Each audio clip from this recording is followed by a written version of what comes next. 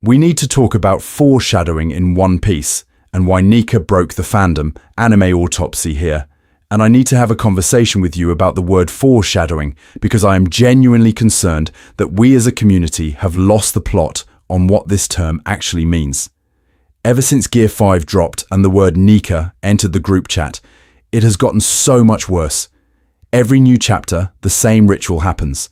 The panels drop, the scans hit Twitter, and within 10 minutes, someone is already posting a 4-image collage with the caption, "Oda planned this in 1997, cope." You know exactly what I'm talking about. Side-by-side screenshots of some random East Blue sunset and Luffy's Gear 5 grin. A smiley face drawn on a tavern sign. A round window in the background of a syrup village house. Red circles everywhere. Arrows everywhere. Sun motif, drum motif. Nika confirmed chapter 1. And listen to me. I need you to sit down. I need you to take a breath. Because a terrifying percentage of the time, that post is not evidence of masterful foreshadowing. It is evidence that we are pattern-seeking monkeys who see Jesus in toast. Here's the thing. When everything is foreshadowing, nothing is.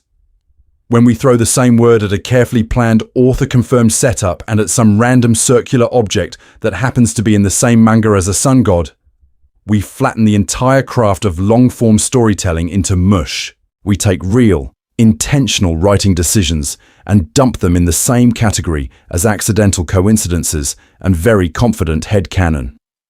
This is not a sin in the sense of you are bad for being excited. This is fine. This is normal fan behavior. The problem is that it makes it impossible to talk about what Oda is actually doing.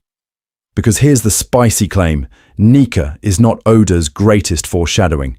It is not even top 3. The sun imagery, the drums of liberation, the goofy rubber man turning out to be a literal god of freedom. That's cool, that's planned, that's a real example of setup and payoff. But the way we obsess over it, the way every smiling circle retroactively becomes proof, actually distracts us from the truly insane thing Oda has been hiding in plain sight for 25 years. There is a much bigger, much older time bomb ticking under this story, and Nika is the flashy decoy firework. And I say this with love. I say this as someone who has spent an embarrassing percentage of my adult life rereading One Piece, cross-referencing SBS columns, digging through old Jump interviews and publication timelines, trying to sort receipts from fanfiction. Not because I want to worship Oda as some improv god who just vibes his way into genius, but because I want to know what was intentional, what was retrofitted, and what was pure coincidence we've collectively gaslit into destiny. So we need to reset our definition of foreshadowing before we can even talk about what Oda's greatest hidden setup actually is. What counts as real, provable planning? What is just clever recycling? And what is the one thread he planted at the very start that still hasn't detonated? If we don't define foreshadowing, this whole video is pointless. So here's where I need you to make a decision. You saw the timestamp. You saw the runtime. This is pushing 2 hours, and that is not an editing failure. That is the point. You cannot untangle 25 plus years of planning, improvisation, and straight-up myth-making with a 10-minute Nika is peak foreshadowing hot take. You just can't. The problem isn't that fans are dumb. The problem is that our conversations are happening at TikTok speed about a story that was architected at geologic speed. So listen to me. If we don't define what we mean by foreshadowing, retrofitting, and pre-writing, this entire discourse is just vibes. It's pure confirmation bias. You see a sun motif, you remember Gear 5, and your brain does the pattern-seeking monkey who sees Jesus in toast thing. This is normal. This is how human brains work. But if we're going to claim greatest foreshadowing, we need more than my neurons lit up. Foreshadowing, in the strict sense, is when an author intentionally plants information early, knowing exactly what payoff it will serve later. Retrofitting is when the author goes back to something they wrote without a fixed meaning and assigns one after the fact. This is not a sin. This is not bad writing. This is how most long-running storytelling survives past year 5. And then there's Oda's pre-writing, which is its own cursed category that the community keeps mashing into foreshadowing because it feels cooler. Here's the thing. If we don't separate those categories, Nika discourse becomes meaningless. Was the sun god name planned from chapter 1? Probably not. Were the sun, drums, and liberation motifs planned as part of a broader liberation god endgame? Very possibly.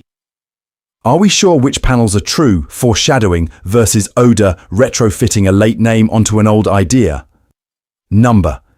And pretending we are sure is where the problem starts. So I'm going to be obnoxiously methodical about this. We're going arc by arc and era by era, from Romance Dawn to Egghead. We're matching setups to payoffs. We're cross-checking against interviews, SBS answers, and publication timing. And every example goes into one of 3 buckets with clear criteria: provable foreshadowing, strong retrofit, or coincidence/thematic echo. No mystical Oda is a god, hand-waving, just receipts. By the end of that process, 2 things should happen. 1, you'll see why Nika is massively overcredited. It's impressive, but it's not even top 3. And 2, we'll be in a position to isolate one unresolved setup from the earlier sagas that quietly outclasses every other foreshadowing in the series. Not Joy Boy, not the Void Century, not even Laugh Tale. Something that sits underneath all of those and changes what One Piece actually is. This video is for the part of the community that loves this story enough to look at the uncomfortable parts, where Oda is clearly improvising, where fans are clearly coping, and where the real genius actually lives in the tension between the planned and the patched. Because once we start sorting the evidence, one pattern keeps surviving every filter. And it's not the one anyone is making memes about right now. 3 words. You're using wrong. Foreshadowing, retrofitting, pre-writing. So to even talk about that pattern, we need to stop using one word for 3 different things. Because right now, the community points at any coincidence, any reused panel, any cool parallel, and just yells foreshadowing, until the term means absolutely nothing. Here's the thing. Foreshadowing, in the classical sense, is painfully specific. It is about intent. An author plants a detail now, because they already know the exact payoff later. Not a vibe, not a general direction, a concrete scene. You put the gun on the wall in Act 1 because you already outlined the moment in Act 3 where character X grabs that gun and shoots character Y. The setup exists for the sake of that future moment and would not be there otherwise. That's real foreshadowing. Real foreshadowing is Laboon existing because Brook was already planned. It's Sanji being Mr. Prince, being from the North Blue, having weird bounty posters, because Oda had the Vinsmoke reveal in the notes. The detail is intentional, the payoff is intentional, and the line between them is a straight, documented arrow. Which brings us to the second category.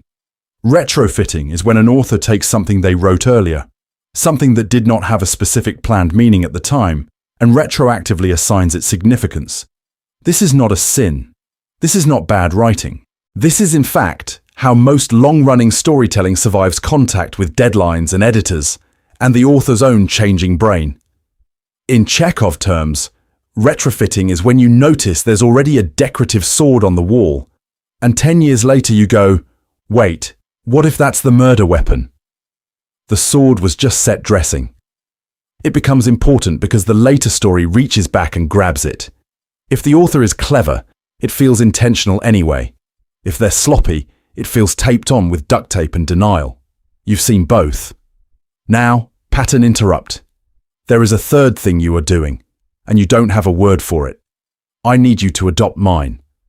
I'm calling it pre-writing.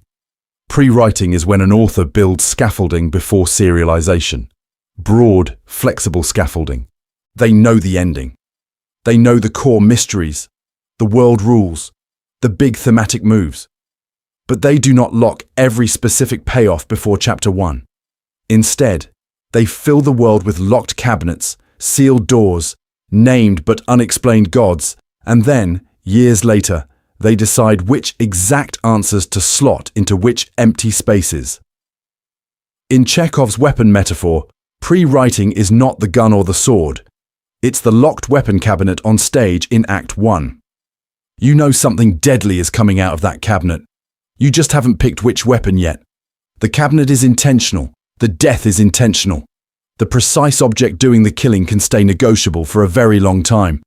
Oda lives in that third category. Sun motifs, D names, void century erasure, world government lies, the very existence of poneglyphs, those are cabinets.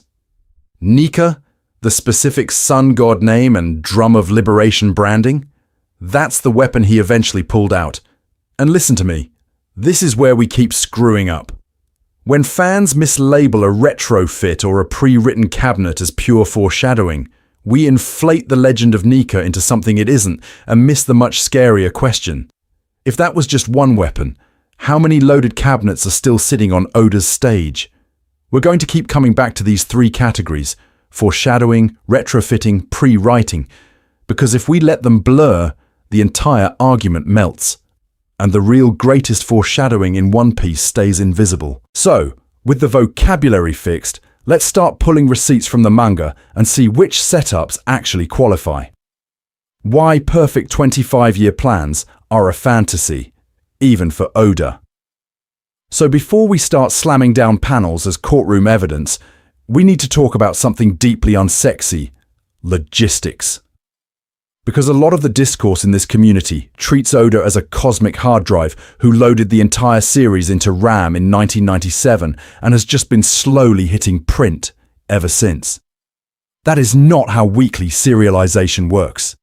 That is not how any human brain works. Here's the thing. One Piece is 15 to 20 pages, every single week. You get a handful of breaks a year, an editor breathing down your neck, popularity polls that can kill a character faster than a kainu, and the constant risk that if your rankings dip, your grand 25-year plan ends in Volume 6. You are not sitting in a cabin, sipping tea, leisurely mapping out Emu's childhood trauma in a leather notebook. You are on a treadmill with a gun to your head. And on that treadmill, there are external hands yanking the speed up and down. Jump editors push trends. Battle manga are hot. We need more hype. Give us a new form. Reader surveys say, this arc is dragging, and suddenly your meticulously planned 5-island saga becomes 3 islands and a cover story. Magazine sales need a spike, so Gear 5 cannot be a subtle, quiet payoff. It has to be a fireworks show on the anniversary issue with a colour spread and a marketing campaign. On top of that, Oda's health is not theoretical. You can see the strain in the schedule, in the increased breaks, in the comments where he jokes about his body falling apart in that way, where you laugh and then remember this man has drawn more hours than you have slept. If every twist, every devil fruit taxonomy, every silhouette, every backstory beat was perfectly planned, time-stamped and immutable from day one, then either he's a time traveller or he's writing this series from inside a padded room, muttering coordinates to Egghead under his breath. So, listen to me. The perfect 25-year plan fantasy is comforting, but it erases the actual craft. In a system this brutal, of course an author is going to retrofit. Of course they will look back at a throwaway gag about Blackbeard not sleeping and go, oh, that's a great hook for his weird body, and then build intentional foreshadowing on top of a half-accidental detail. This is not a sin. This is normal. This is survival-level storytelling. Retrofitting is grabbing an old prop from the stage because you don't have time to carve a new one from scratch. You reuse a background marine, you reinterpret a vague ancient kingdom, you elevate a cover story about Enel on the moon into a lore pillar. The alternative is cancellation. The alternative is collapse. And I need you to understand, undercutting the myth of the omniscient god author does not disrespect Oda. It's the opposite. Respecting Oda means respecting his constraints. It means seeing the difference between pre-writing the big endgame, Void Century, Laugh Tale, The Shape of the Will of D, and then constantly negotiating that plan with editors, polls, health, and the reality of weekly pages. He did not script Egghead panel for panel in 1997. He did not sketch Imu's exact silhouette before East Blue. What he did was hold on to a core, then adapt around it with terrifying skill. Which is exactly why, when we talk about his greatest foreshadowing, we have to separate the miracles from the good improvisations. Because once you factor in this pressure cooker, the things he clearly decided decades ago stand out in a completely different way. Real Foreshadowing 101. What it is, what it isn't, and why it matters. So we need to clean this up before we go any further, because the community has absolutely smudged the definition of foreshadowing into a greasy fingerprint. Everyone points at a panel from 1999, a reveal from 2023, draws a red string between them, and declares victory. Listen to me. That is not how this works. Foreshadowing, in the strict sense, is very boring. It is when an author intentionally plants a detail early because they already know the specific payoff it will serve later, not a vague vibe. Not, I'll do something with this someday. A planned cause serving a planned effect. The setup exists because the payoff already exists in the author's head. Here's the thing. If in Act 1 you show a character nervously practicing with a pistol, and in Act 3 that exact pistol is used in the final confrontation, that's foreshadowing. That's not galaxy brain genius. That's storytelling 101. You're not a prophet for noticing it. You're a functional reader. Now compare that to what we often do as fans. The author throws in a quirky detail. Someone hates cherries. Someone collects clocks. Someone has a weird scar. 10 years later they decide, oh, that cherry thing. That's actually trauma from their assassin childhood. And they retrofit a backstory around it. Is that clever? Yes. Is that foreshadowing? No. That is a new decision stapled to an old prop. This is not a sin. This is not bad writing. This is in fact how most long serials survive. Authors improvise, they adjust, they panic when an editor says, wrap this arc up in 3 weeks. This is normal. The problem is when we erase the category difference and start calling every recycled element proof he planned it from day one. Because once you blur that line, you can't actually analyze anything. You can't distinguish deliberate long-term design from smart patchwork. You can't tell whether you're looking at a blueprint or a renovation. And then every time an old character shows up again, the discourse turns into a pattern-seeking monkey who sees Jesus in toast and screams, peak foreshadowing. So I need you to keep a few quiet criteria in your head for the rest of this video. 1. The time gap between setup and payoff. 2. The specificity of the connection. Does only this detail work? Or could any gun, any scar, any island have done the job? 3. Corroborating author comments. Did they ever say, yeah, I decided that way back? Or do they conspicuously dodge? And 4. How indispensable the setup is to making the payoff land. If you could cut the early scene and nothing breaks, that's suspicious. Under those rules, most competent authors are doing small and medium foreshadowing constantly. A joke in Chapter 3 becomes a character beat in Chapter 30. A throwaway news report turns into the next arc. This is fine. This is baseline professional writing, not sorcery. Oda is not special because he does foreshadowing. He's special because he stacks it on top of a pre-written spine and then retrofits around that spine without you seeing the seams. And when you apply these stricter criteria to one piece, a very different greatest foreshadowing starts to emerge. One that is absolutely not Nika. And to get there, we have to walk through the obvious, the fake, and the still unexploded time bombs, one category at a time. Retrofitting. The dirty secret that's actually just good writing. So before we start handing out medals for greatest foreshadowing, we need to talk about the dirty word nobody in this community wants to admit exists. Retrofitting. Because a huge chunk of what you call Oda planned this from Chapter 3 is actually something much more mundane and honestly much more impressive. Here's the thing. Retrofitting is simple. Retrofitting is when an author takes an earlier element that was not originally designed for a future twist and later assigns it new meaning or importance to support that twist. You draw a random side character with a cool hat, years pass, and then one day you go, wait, what if the cool hat guy was actually the king's exiled brother? That's a retrofit. And listen to me, this is not a sin. This is not bad writing. This is in fact how most long-running manga, TV shows, and comics survive once they outgrow whatever vague outline existed at Volume 1. Naruto's Toby shifting identities, Bleach deciding what a Quincy even is around Arc 3, American superhero books turning some 1960s one-off villain into the linchpin of a crossover event. This is normal. This is fine. The real question is quality. A good retrofit feels organic, consistent with what we already know, and emotionally satisfying. It doesn't scream, surprise, I changed my mind yesterday.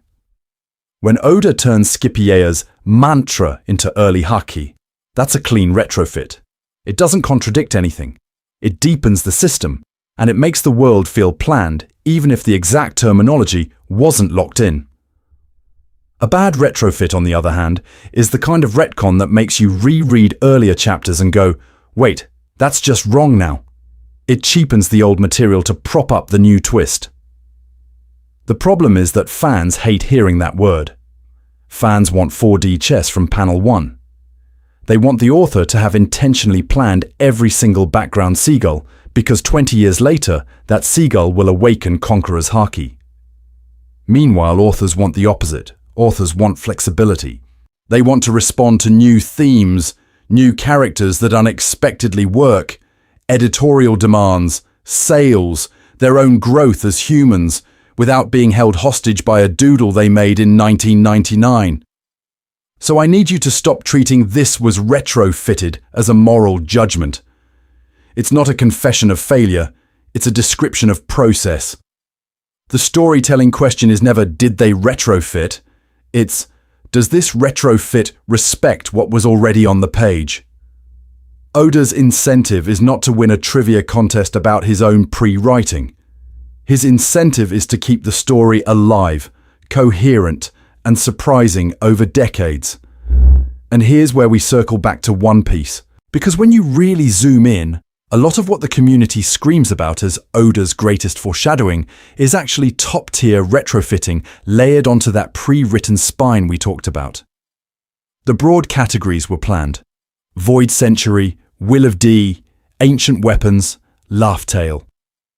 Within that scaffolding, he's constantly reinterpreting old gags, cover stories, and minor details to serve the endgame. That's not cheating. That's craft. That's an author using every scrap of earlier material as camouflage for the few clues that actually matter. Which raises an uncomfortable question. If Nika isn't the peak of Oda's foreshadowing, and a lot of the evidence for it is retrofit smoke and mirrors, then where do we look for the real thing? Because there's one category of setup he almost never retrofits, and that's where his scariest trick is hiding. Naruto, Toby, and the myth of the 500-chapter master plan. So, to answer that question, we need to leave One Piece for a second and go visit our old friend Naruto, because the best cautionary tale for overhyping foreshadowing is a dude in an orange jumpsuit and a war criminal in a swirly mask. Toby, the goofy Akatsuki mascot who turned into the mastermind of the Fourth Ninja War. For years, this guy is the masked leader, talking about Madara, pulling strings, warping space, and the community is going insane with theories. Then the mask cracks, the bandages come off, and boom, it's Obito, Kakashi's dead teammate. Half the fandom screams 10D chess foreshadowing, the other half goes Kishimoto coped. Fans immediately start building the legal case. Same spiky hair silhouette, the shared childishness under the edgelord persona, Kakashi's lifelong trauma and guilt over Obito's death, the conveniently off-screen rockfall that never got a body, panels where Obito and Toby are framed in similar poses, or lines that suddenly read as double meaning. You've seen the YouTube thumbnails. Kishimoto planned this 500 chapters ago. Proof. Except, here's the thing. When you actually look at author-side evidence, the story gets messier. Kishimoto has said in interviews that he didn't have every detail locked from day one. Early production notes and editor comments suggest Toby's identity shifted during development. At various points, he was more straightforwardly Madara, then a shell for Madara, and only relatively late did the Obito solution crystallize as the answer that tied Kakashi's drama into the big war plot. I need you to sit with that for a second, because it doesn't mean he was winging it. It means we're in a third category. There was broad early setup, Obito's backstory, Kakashi's eye, the theme of inherited will. Then, once Toby existed and the series had evolved, there was retrofitting, tweaking Toby's speech patterns, paneling, and backstory breadcrumbs so the Obito reveal would feel inevitable. And then there was on-the-fly patching, where contradictions got spackled over with extra exposition until the wall looked mostly smooth from a distance. This is not a sin. This is not bad writing. This is normal serialized storytelling. You start with a toolbox, you discover cooler uses for the tools later, and then you go back and pretend that was always the plan so the audience doesn't see the duct tape. But our pattern-seeking monkey brains see a few aligned panels and immediately crown it perfect foreshadowing. We erase the drafting process. We erase the editors. We erase the late-stage decisions that bent earlier material into shape. And then we export that fantasy model onto Oda and go, well, if Toby was 500-chapter genius, Nika must have been 1,000-chapter galaxy brain. Listen to me. If we misread Naruto as 100% pre-planned, we are training ourselves to misread One Piece. We start calling every retrofit a master clue, every coincidence an intentional seed. And when we do that, we completely miss the actual flex.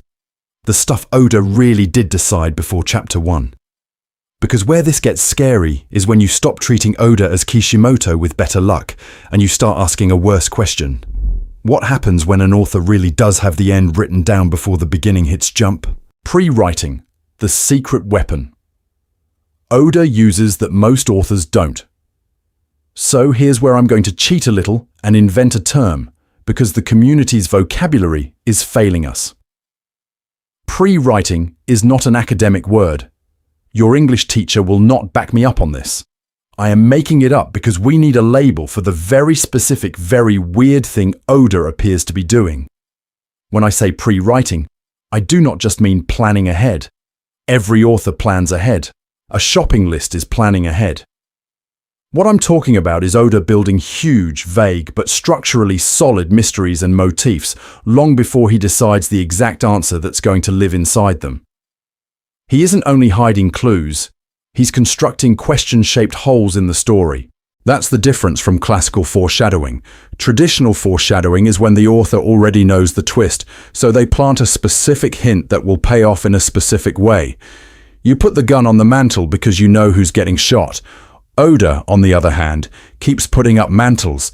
He hangs a danger gun goes here sign, but the exact model of the gun, the brand, the caliber, that can stay fuzzy for years. Take the Void Century, the Will of D, the ancient weapons. These are not clues. They are cavities. They are negative space. They are holes cut into the narrative where some future answer must eventually fit. And crucially, several different answers could plausibly work there. The story is built so that whatever the Void Century turns out to be, it has to explain the world government's paranoia, the Poneglyphs, O'Hara, the Buster calls, the lies about pirates, all of it. That's pre-writing. Now this is where I need you to be honest with yourself, because the next objection is always, isn't that just retrofitting with extra steps? No. Retrofitting is when an author stumbles on an old detail and goes, oh neat, I can recycle this. This is not a sin. This is fine. This is normal. Most long-running series survive on this. Pre-writing is different because the empty space itself is intentional, and Oda keeps reinforcing that space for decades. Here's the thing. Oda pours the foundation first. World government lies. Poneglyphs, lost history. Then he throws up load-bearing walls. O'Hara's massacre, Robin's backstory, Roger's final words, Whitebeard's speech. Those are locked in, non-negotiable. But some of the rooms inside that structure? He leaves them unfinished on purpose. Is this chamber going to be a library of forbidden history, a lab for ancient weapons, or a prison for some Joy Boy level entity we haven't met yet? The floor plan can flex while the building still stands. So when fans point at Nika and go, Oda planned this god-tier foreshadowing from day one, I need you to hear the category error. The sun motifs, the drums of liberation, the rubber weirdness, that's foreshadowing living inside a much older pre-writing scaffold. Nika is a specific statue placed into a niche that was carved out in Chapter 1. And once you see that, Nika stops being the main trick and starts looking more like a flashy side effect. The real magic is the niche, the architectural void that's been sitting there, humming, since East Blue. And that brings us to the uncomfortable question.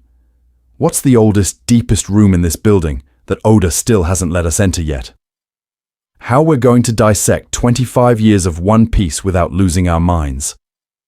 So here's how we answer that, without both of us turning into conspiracy corkboard goblins. We're going to carve One Piece into big, chewable eras. I need you to have the map in your head, or you're going to drown in panels. First, Romance Dawn and East Blue, the prototype world where Oda quietly installs the operating system. Then Alabasta, an early Grand Line, where the world becomes a political object. Then Skypiea and Water 7, where metaphysics and government start bleeding together. Then Marineford and the post-war hangover. Then New World pre-Wano. Then Wano itself. And finally Egghead and the late game, where the mask is slipping. Within each era, we're doing the same drill. No vibes, no, this feels intentional, therefore it is. We identify the setup scene, a panel, a line, a visual motif, a gag. We identify the payoff scene, the moment the story tells you, hey, remember that. Then we run it through the 3-category test. Was this specifically planned foreshadowing, where the author knew the exact payoff? Was it part of the pre-written skeleton, where the broad decision existed, but the details were open? Or was it retrofitting, where Oda came back later and stapled new meaning onto an old piece? Here's the thing. I'm not asking you to trust my gut. We're going to drag in external evidence whenever we can. SBS answers, where Oda admits he had something in mind from the start. Interviews where he talks about knowing the ending and the core mysteries before Chapter 1. Volume comments that quietly timestamp when an idea entered his head.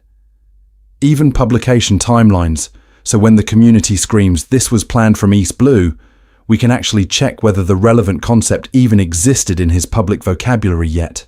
And because we're all pattern-seeking monkeys who see Jesus in toast, we need to keep ourselves honest. So every few sections, we'll do meta checkpoints. We'll literally tally. How many clean foreshadowing examples did we find? How many pre-writing structures? How many very elegant, very charming retrofits that the fandom keeps promoting to god-tier planning? This is not a sin. This is not bad writing. This is normal. This is how long serialization works. But if we don't count, we drift right back into everything is foreshadowing, and the word stops meaning anything. Meanwhile, Nika and Gear 5 are staying on the table the whole time. They're our running case study. In East Blue, we'll flag early sun and freedom motifs and ask, are these Nika or are they broader liberation branding that Oda later weaponized? In Skypiea, when the drums and the god imagery show up, we'll ask, is this specific or just a sandbox he later filled? By Egghead, when Vegapunk starts dumping lore, we'll be in position to say, with receipts, why Nika is not the pinnacle of Oda's foreshadowing, and what its timing accidentally exposes about the real long game. Because that oldest, deepest room, the one East Blue was built around, We're going to find its outline by elimination. And the first war we have to press on is the innocent era of Romance Dawn. Romance Dawn and East Blue, the first shadows of a much bigger story. So when we walk back into Romance Dawn, I need you to resist the urge to be a pattern-seeking monkey who sees Jesus in every cloud panel. East Blue is simple on purpose. It's small on purpose. But inside that simplicity, Oda is already doing two totally different things at once. Real foreshadowing you can prove, and pre-writing scaffolding that just sits there, humming, waiting for future lore to plug in. Here's the thing. Start with the obvious toys on the table. Shanks and the red-hair pirates stroll into a nowhere village, plant a straw hat on a kid's head, and disappear. The Gomu Gomu no Mi gets eaten in a gag scene. The Grand Line is just that scary place out there. The world government is a distant logo on a marine coat. And then, casually, this brat is Monkey D. Luffy, and nobody explains what the D means. That's not Nika. That's an author quietly laying out the chessboard before you even know you're playing. Some of this is straightforward, classical foreshadowing. Luffy's promise to Shanks? That's clean. He gets the hat, he vows to become a great pirate, and the entire Pirate King dream is that promise scaled to the horizon. Zoro's vow to Quina? Same category. You get the flashback, you get the line about becoming the world's greatest swordsman, and then every stupid training scene and scar he picks up is that vow cashing checks. These are intentional setups pointing to clearly planned payoffs. No metaphysics required. But then you have the weirder, quieter seeds. The D initial dropped with zero commentary. The One Piece itself, this vague treasure at the end of the Grand Line that no one can even define beyond it exists. The Great Pirate Era, supposedly triggered by Roger's execution and one short speech. That's not Chekhov's gun. That's a locked door in Act 1 whose key is sitting in Oda's notebook, not in the published chapters yet. You feel the weight of something, but you cannot say what it is without leaving the text. And notice what is not there. There is no Nika, no void century exposition, no ancient weapons diagrams. The world government is a silhouette, not a conspiracy board. Yet the negative space is doing work. The mystery of the Grand Line creates a container where void century lore can later live. The undefined D creates a category where inherited will and ancient bloodlines can later plug in. The Great Pirate Era speech creates an excuse for Joy Boy and Laugh Tale to matter without being named. Which brings us to the problem with a lot of community discourse. When fans point at Shanks' red hair or Luffy's smile in Chapter 1 and scream Nika foreshadowing, that is already a category error. You're treating pre-writing scaffolding as if Oda secretly spelled sun god in the clouds. He didn't. He built a world architecture flexible enough that decades later, Nika could walk in and feel inevitable. This is not a sin. This is normal, competent long-form storytelling. Listen to me. If we mislabel every early question mark as Nika, we're going to miss the one room East Blue really is hiding. Because there is one element in those early chapters that behaves differently from all the rest, and that's where we're going next. The D, the execution, and the first hint that history is a lie. So we need to go back to the very first magic trick Oda ever pulled on you. Not Nika, not Gear 5, Roger's execution. That opening scene is doing so much narrative work that most fans just absorb it as cool pirate legend and move on. Look at the framing. A man on the scaffold, already mythologized before he opens his mouth. The crowd isn't watching a criminal. They're watching a prophecy machine. His last words don't sound spontaneous. They sound curated. My treasure? If you want it, you can have it. That's not a confession. That's a launch code. And then Oda smash cuts from that line to a full-page spread. The Great Pirate Era began. The cause and effect is almost too clean, too storybook, which should make you suspicious this early. Who benefits from history being that neat? Here's the thing. From page 1, Oda is already telling you that the official version of events is a script. The Marines execute Roger in public. in the town square, in front of reporters. This is not about justice.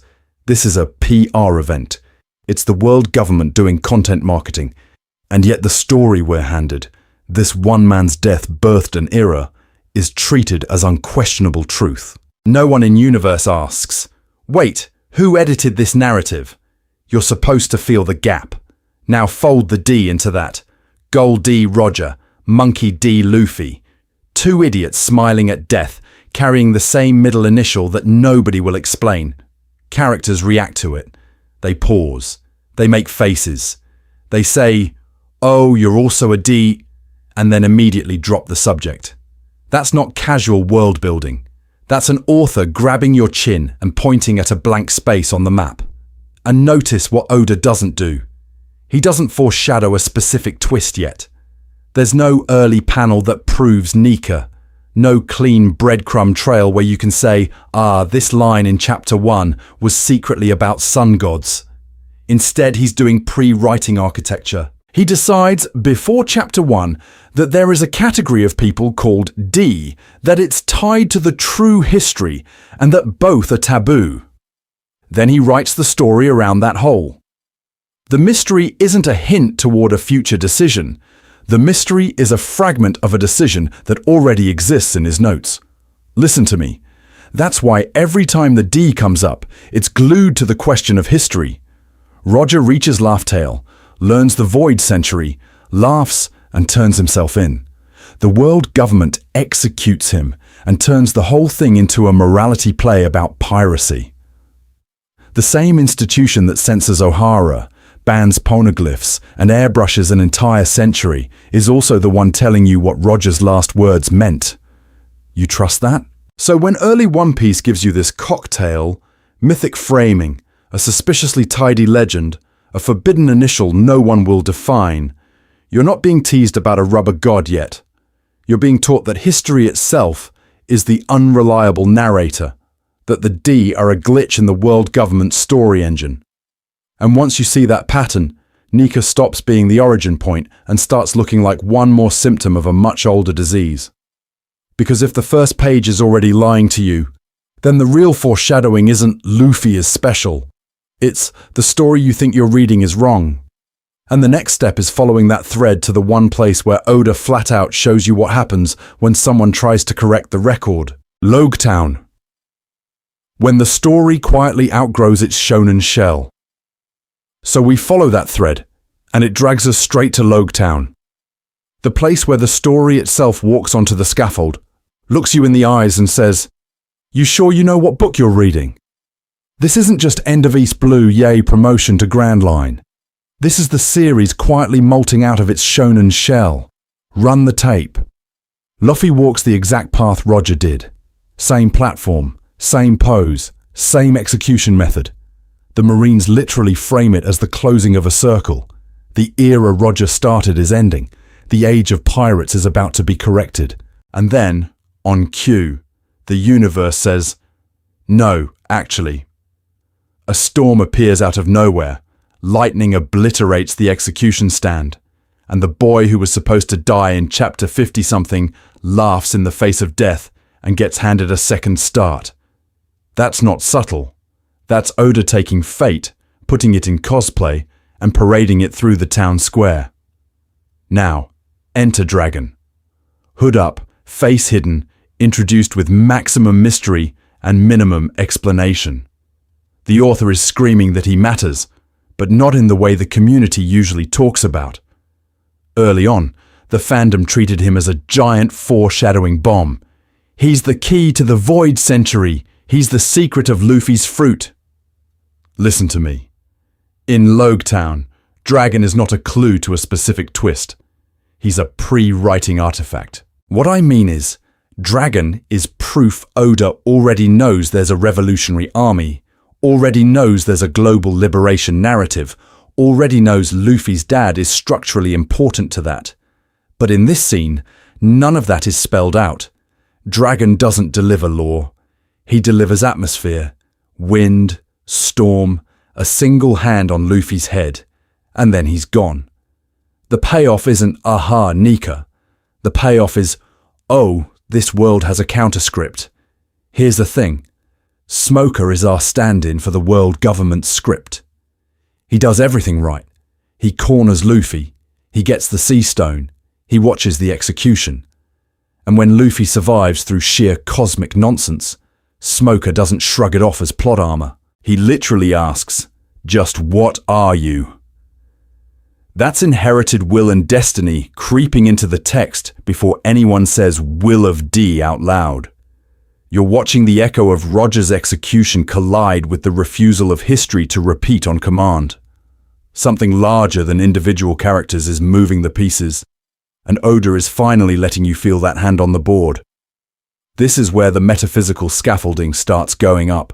Fate, liberation, history trying to rerun the same program and getting a virus. No sun god, no fruit retcon, no drums of liberation yet. Just storms that disobey forecasts and a government that cannot quite kill the people it's supposed to erase. And we need to be precise about the category here. Dragon's cloak, the storm, the lightning. That is not foreshadowing Nika. That is not a secret Gear 5 teaser you missed because you were a pattern-seeking monkey who sees Jesus in every panel of the sun. This is not a sin. This is normal. This is pre-writing expressing itself as vibe. The world itself is resisting the world government's narrative, and Loguetown is the demo version of that idea. The problem is, if the setting can rebel against its own official history, then you have to ask a much uglier question. Who wrote the first draft of that history in the first place? And that's the question Oda starts answering in the next quiet arc everyone skips on rereads. Alabasta. The first time, Oda shows us history. Fighting back Alabasta is where that ugly question stops being theoretical and turns into a civil war. You go from weather struck the execution platform to an entire kingdom is being dismantled by a secret organization while the world government sort of shrugs, sort of participates and absolutely controls the PR. On the surface, it's Crocodile versus Vivi. Underneath, it's history versus whoever gets to edit the headlines. Here's the thing. Structurally, Alabasta is the first time Oda runs the full world-scale loop. You have Baroque works destabilizing a country through famine and staged attacks, the Marines treating Crocodile as a heroic warlord, and Nico Robin quietly threading through the chaos with a totally different objective, the Poneglyphs and the ancient weapon Pluton. The arc's plot is saving Alabasta. The arc's job in Oda's pre-writing is introducing the tools the past will use to punch the present in the face. We need to talk about those poneglyphs, because this is where foreshadowing graduates from cool hint to in-universe hardware. Oda doesn't just say, "There was a forgotten century, trust me." He drops giant indestructible stone blocks into the setting, gives them a specific unreadable script, and then tells you, these are illegal to study. They record a forbidden 100 years, and almost no one can even see what you're seeing. That is not vibes. That is the author installing physical hard drives of lost data into the narrative, decades before he plans to boot them up. Listen to me. That's pre-writing. The poneglyph isn't a metaphor he might use later if he feels like it. The poneglyph is a prop built to carry information he already decided on, information he is deliberately withholding from you while still making it materially present in the story. You don't do that unless the ending and the middle are already sketched out somewhere in a terrifying stack of Oda notebooks. And then there's Pluton. Suddenly the stone doesn't just say history was sad. It says, oh, by the way, there is a named ancient weapon in this world, a warship so broken it can erase islands. You never see it. You never get specs, but you get a proper noun, a category, and the promise that the past is not just morally important, it is tactically important. There are world-altering forces buried in that blank century, and Alabasta is your first formal notice. Pattern interrupt. At this point, most fans in 2001 were not going, ah yes, multi-saga mystery structure anchored by distributed data objects. They were going, Big Sandman bad. This is normal. This is fine. Your brain is a pattern-seeking monkey that sees Jesus in toast, not a legal department auditing Oda's outline. Meanwhile, Crocodile is running a beta version of the world government's propaganda OS. He engineers drought, blames the king, stages rebel attacks, and then positions himself as the savior endorsed by the Marines.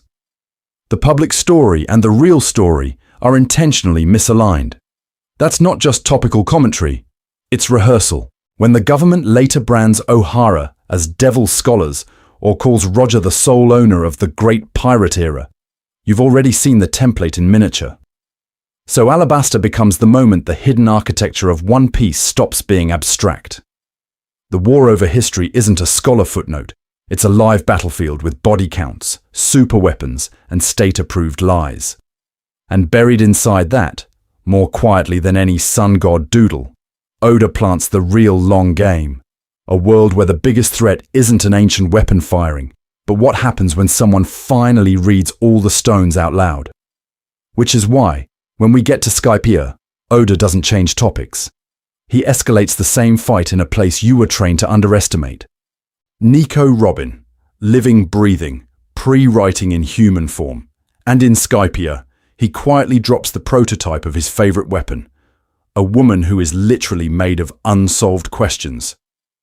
Nico Robin walks into the story as Miss All Sunday, partner to Crocodile, lounging on that turtle like she's on a cigarette break from a different manga.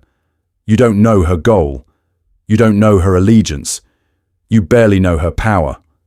What you do know, immediately, is that she can read poneglyphs and that this is a problem. The author flags her as dangerous before you even understand what a poneglyph really is. She's not just a villain. She's a walking spoiler the world government is trying to delete. Here's the thing. From that first dinner with Crocodile, Robin is already tied to the Void Century. That's not foreshadowing in the one-panel hint category. That's pre-writing. Oda has decided. Last survivor of O'Hara. Forbidden language. Hunted since childhood. But he withholds the crime. He withholds what the scholars actually found. He withholds the content of the stones. For hundreds of chapters, he lets you stare at the outline of a disaster without giving you the explosion. I need you to notice how disciplined that is. In Alabasta, the Poneglyph is about Pluton, so your pattern-seeking monkey brain goes, ancient weapons, that's the point. This is normal. This is fine. But then we hit Skypiea, and suddenly the Poneglyph is an apology letter from Joy Boy. Different island, different sky, same woman kneeling in front of ancient text while everyone else is busy punching God. The deeper mystery doesn't resolve, it widens. The hole in the world gets bigger, and Robin is the tape outline around it. By Ini's lobby, Oda finally cashes in on her personal backstory without cashing in on the Void Century itself. We see O'Hara burn. We see the Buster call. We see that her crime at 8 years old was existing with the wrong literacy. Robin's life becomes proof that the world government is terrified of the truth. But notice what he still doesn't do. He never tells you what the truth is. He makes the consequences of knowledge concrete while keeping the knowledge abstract. That's pre-writing as character design. Contrast that with her most famous moment. I want to live. That is classic foreshadowing. Her suicidal behavior in Alabasta, her constant attempts to leave the crew, the way she positions herself as disposable support staff, all intentional setup for the moment she finally chooses survival. Gun on the mantelpiece, shot in Act 3, clean, emotional, planned. But her connection to the final truth of the world? That isn't in a single clever panel. That's in the fact that every major saga quietly routes a poneglyph under her feet. She is a structure, not a twist. Listen to me. Oda's real genius isn't that he hid Nika for 20 years. It's that he built Nico Robin as a living pipeline from chapter 100 to the last chapter, and then had the patience not to turn the faucet all the way on. And once you see Robin as a human mystery engine, you start noticing Oda doing this more than once, with people you massively underestimate. Skypiea, the arc. Everyone skipped. that holds the blueprint, with people you massively underestimate. And at the top of that list is an entire arc the community massively underestimates. Skypiea, the meme arc, the "you can skip this" arc. Listen to me. From a long game pre-writing perspective, Skypiea is one of the most important things Oda has ever published. You skipping it on your first watch through? This is not a sin. This is normal. But pretending it's filler level optional is you walking past the blueprints to the endgame because there's a cloud gag on top. Here's the thing. Skypiea is Oda doing a full dress rehearsal for the Void Century in a self-contained sandbox.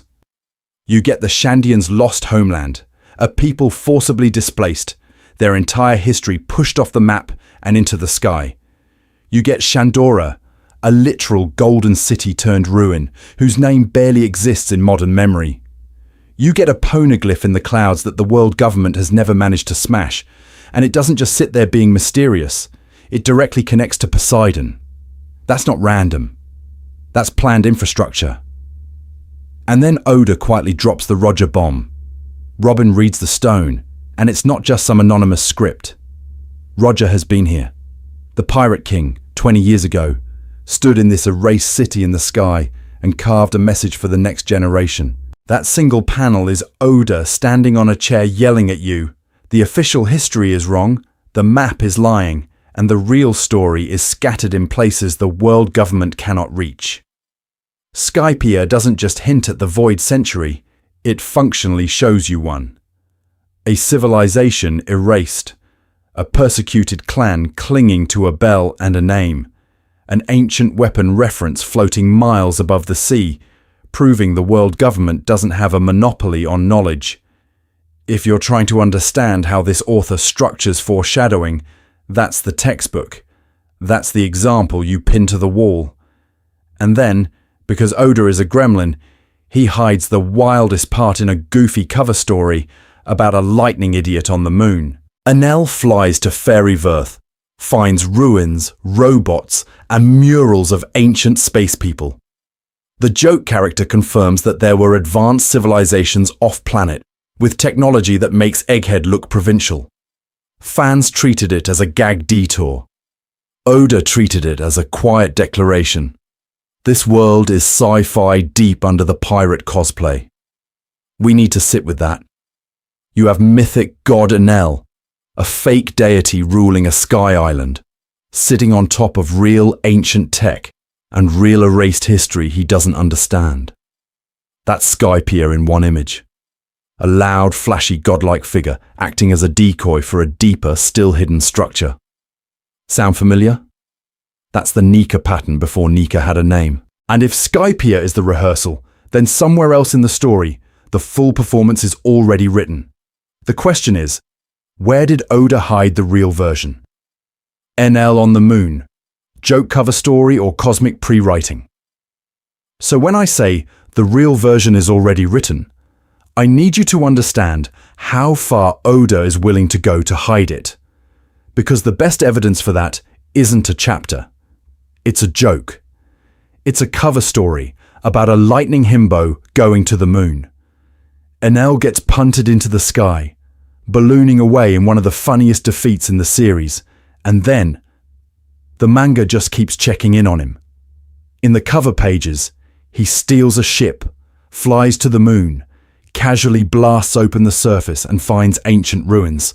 Not random ruins either. Detailed carvings of winged people, a giant mural of a ship sailing through space, and an army of dormant automata buried underground. He recharges them with his lightning. Suddenly he's God again, surrounded by a civilization of little space robots, and the walls are screaming a story. A race that came from the moon, descended to the blue planet, and once had the tech for literal space piracy. That's not a gag. That's a lost advanced culture with spaceflight casually tossed into the margins of Weekly Shonen Jump. Here's the thing. At the time, most of the community treated this as a bit. A weird epilogue for a meme villain. No payoff in the main narrative, no dialogue box screaming Void Century clue, so it slid right off people's brains. This is normal. You're reading Weekly, You're tired. You're not pausing to build a conspiracy wall over a guy who got one shot by rubber. Except then we hit Egghead. Suddenly we have an ancient iron giant that moved on its own 200 years ago, Vegapunk worshipping technology he admits is inferior to the Void Century, and a literal island that is a downgraded photocopy of something the ancient kingdom already did better. The current world is not humanity's peak. It's the scuffed, budget remake. Now go back to Enel on the moon. Ancient robots? Check. Hyper-advanced civilization predating the world government? Check. Evidence that the story's scope goes upward into space and backward into a techno-utopia? Double check. That cover story isn't a stray joke. It is the prototype file for Egghead's entire thesis. But I'm not calling this foreshadowing.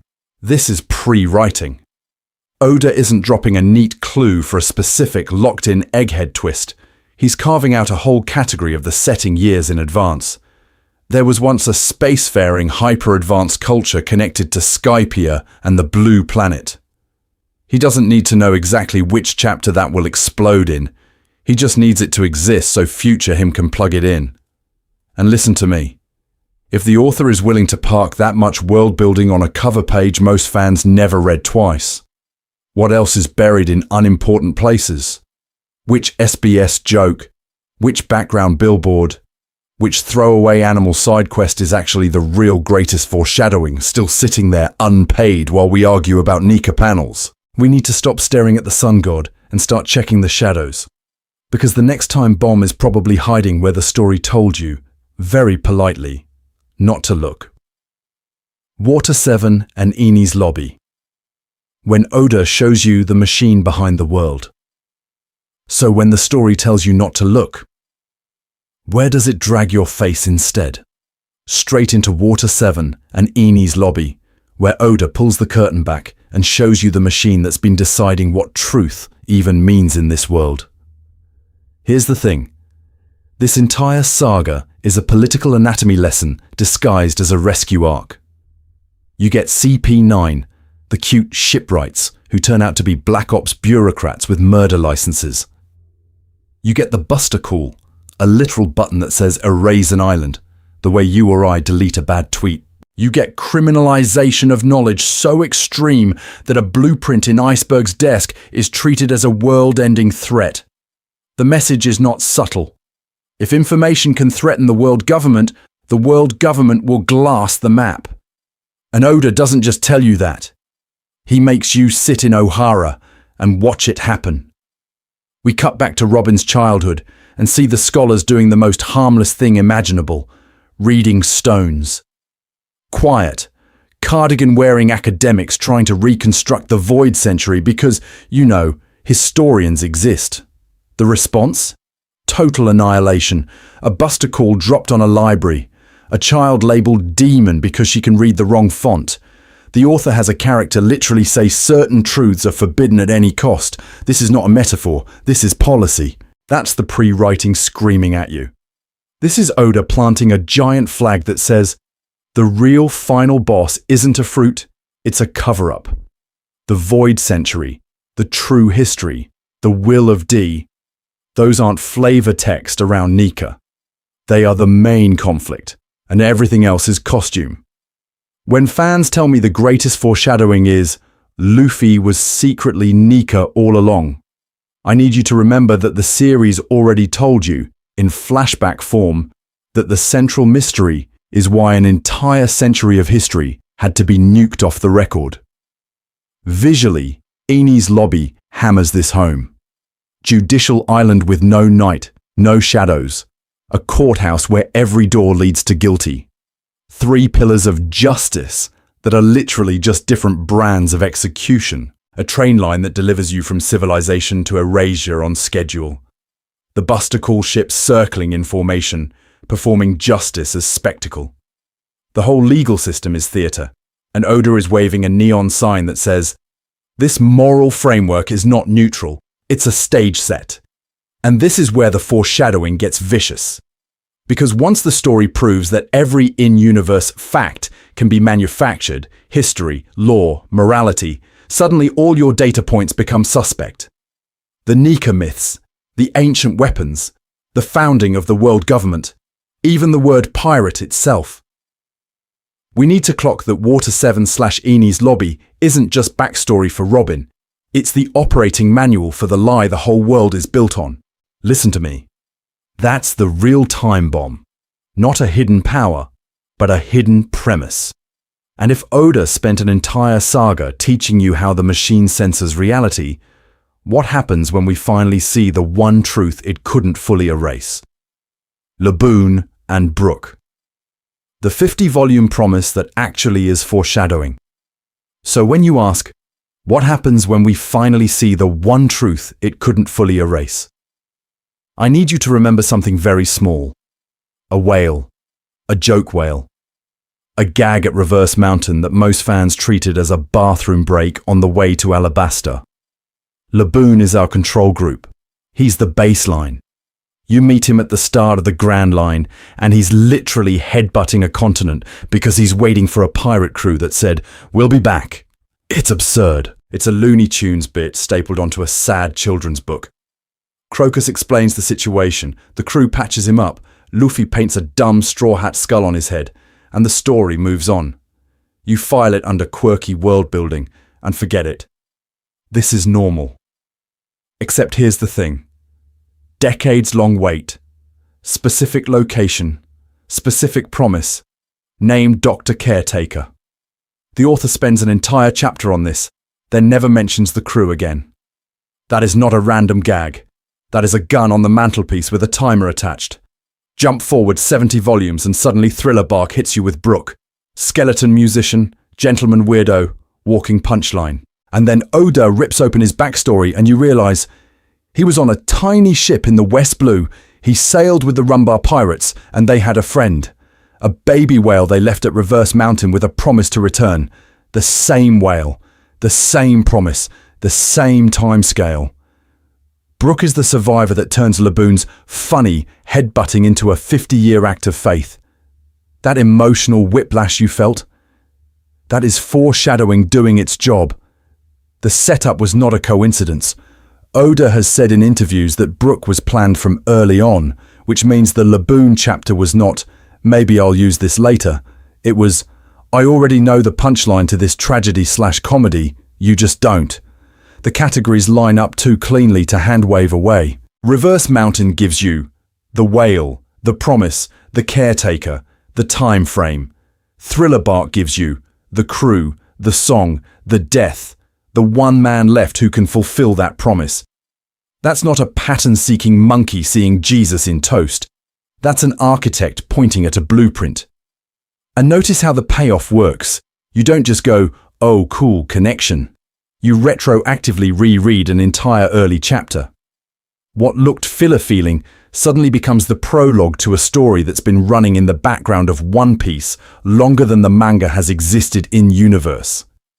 The joke scar on Laboon's head becomes proof that Luffy has literally inserted himself into a decade-spanning promise between two other stories.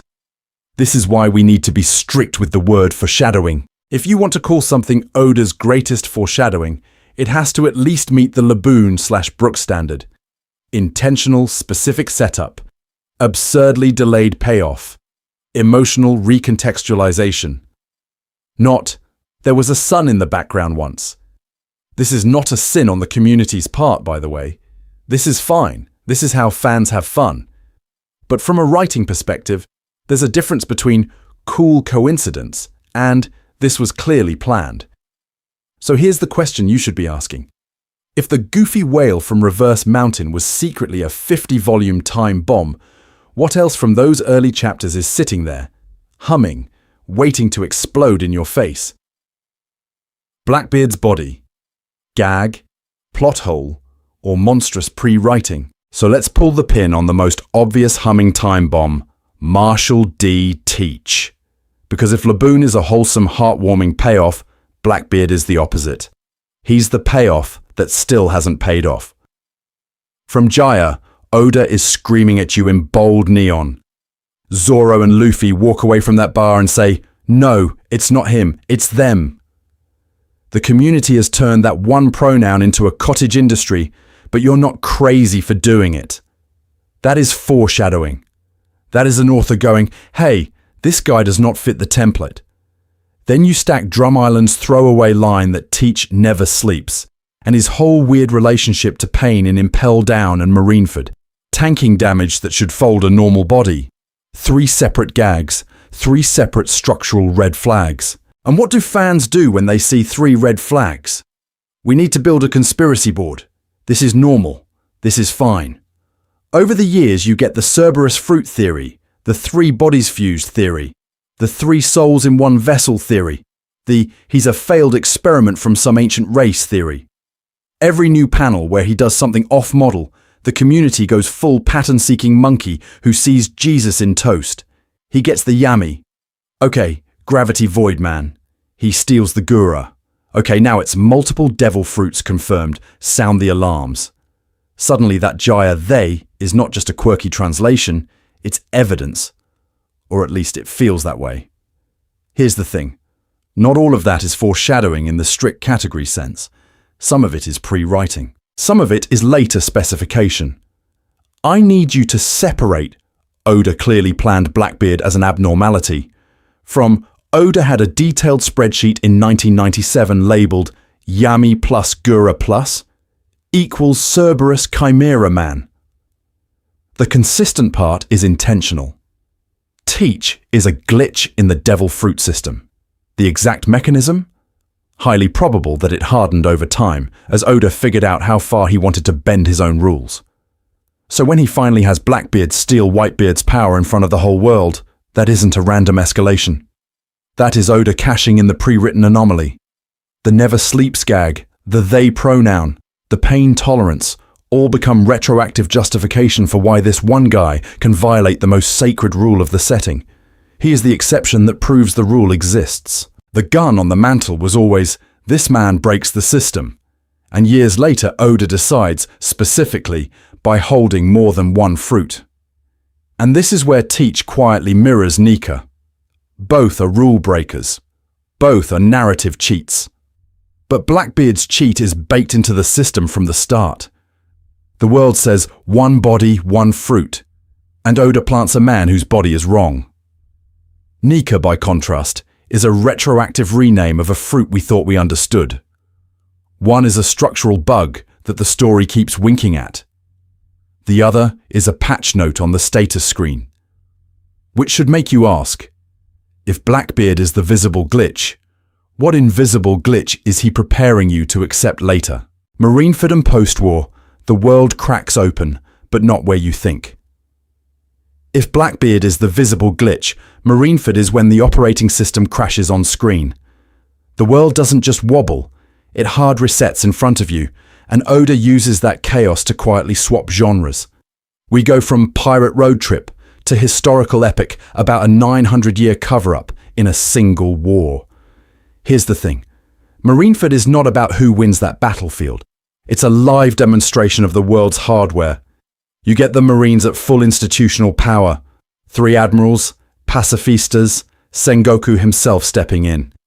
You get the warlords as state-sanctioned monsters, from Mihawk casually stress-testing Whitebeard to Doflamingo joking about justice while puppeteering Marines. And in the middle of that circus, the oldest Yonko walks in, takes a mortal wound, and uses his dying breath to do the most dangerous form of foreshadowing an author can write. He tells the world the treasure is real. One Piece exists. That's not a tease. That's a declaration of war on the world government's narrative. Then he adds the line everyone quotes but no one actually sits with. There will be a man who carries centuries of history on his back. Not the man who gets the loot. The man who carries history. Whitebeard is spelling out the category shift. The story's endgame is about history, not bounty posters. And notice who's standing right there when he says it. Sengoku and Garp. 2 old men who know exactly what centuries of history refers to, and who still drag Luffy to the execution platform anyway. The community loves to meme Garp as goofy grandpa, but in that moment he is the void century in human form. A man who knows the truth, breaks down for a second, and then chooses the system. Sengoku too. His whole career is built on managing a world where the D and those missing 100 years are pressure points you never ever touch. I need you to clock how intentional that staging is. Whitebeard invokes the future carrier of history in front of two men who already know that history, while the cameras of the world are rolling. That's not improvisation. That is pre-writing flexing. Then the war ends and Oda drops the parentage grenade. Dragon is Luffy's father, the most wanted man on the planet. The revolutionary whose entire job description is, "I do regime change for breakfast." Luffy's not just some random D with a goofy dream. Structurally, he's now the intersection point of pirate freedom, inherited will, and organized revolution. And at the same time, Ace dies. The brother who chose the old era, who carries Roger's literal blood, gets erased in front of him. That double hit is not a melodrama accident. It's the emotional lever that yanks Luffy out of "I just want to be free on the sea" and shoves him toward "my existence is welded to this planet's buried history." We need to stop treating that as character seasoning. It's the moment the protagonist is forcibly stapled to the Void Century plotline. Post-war, the world reacts the way any authoritarian system does when a myth cracks. Pirates surge. The seas destabilize. The great pirate era that started with Roger's words gets a sequel wave off Whitebeard's. This is not a sin. This is not bad writing. This is Oda showing you that speeches in this story are load-bearing lore events. When an emperor talks about history, the power balance actually shifts. And buried in that shift is the escalation of the pre-writing stakes. From Marineford onward, finding One Piece is functionally the same as detonating 800 years of censorship.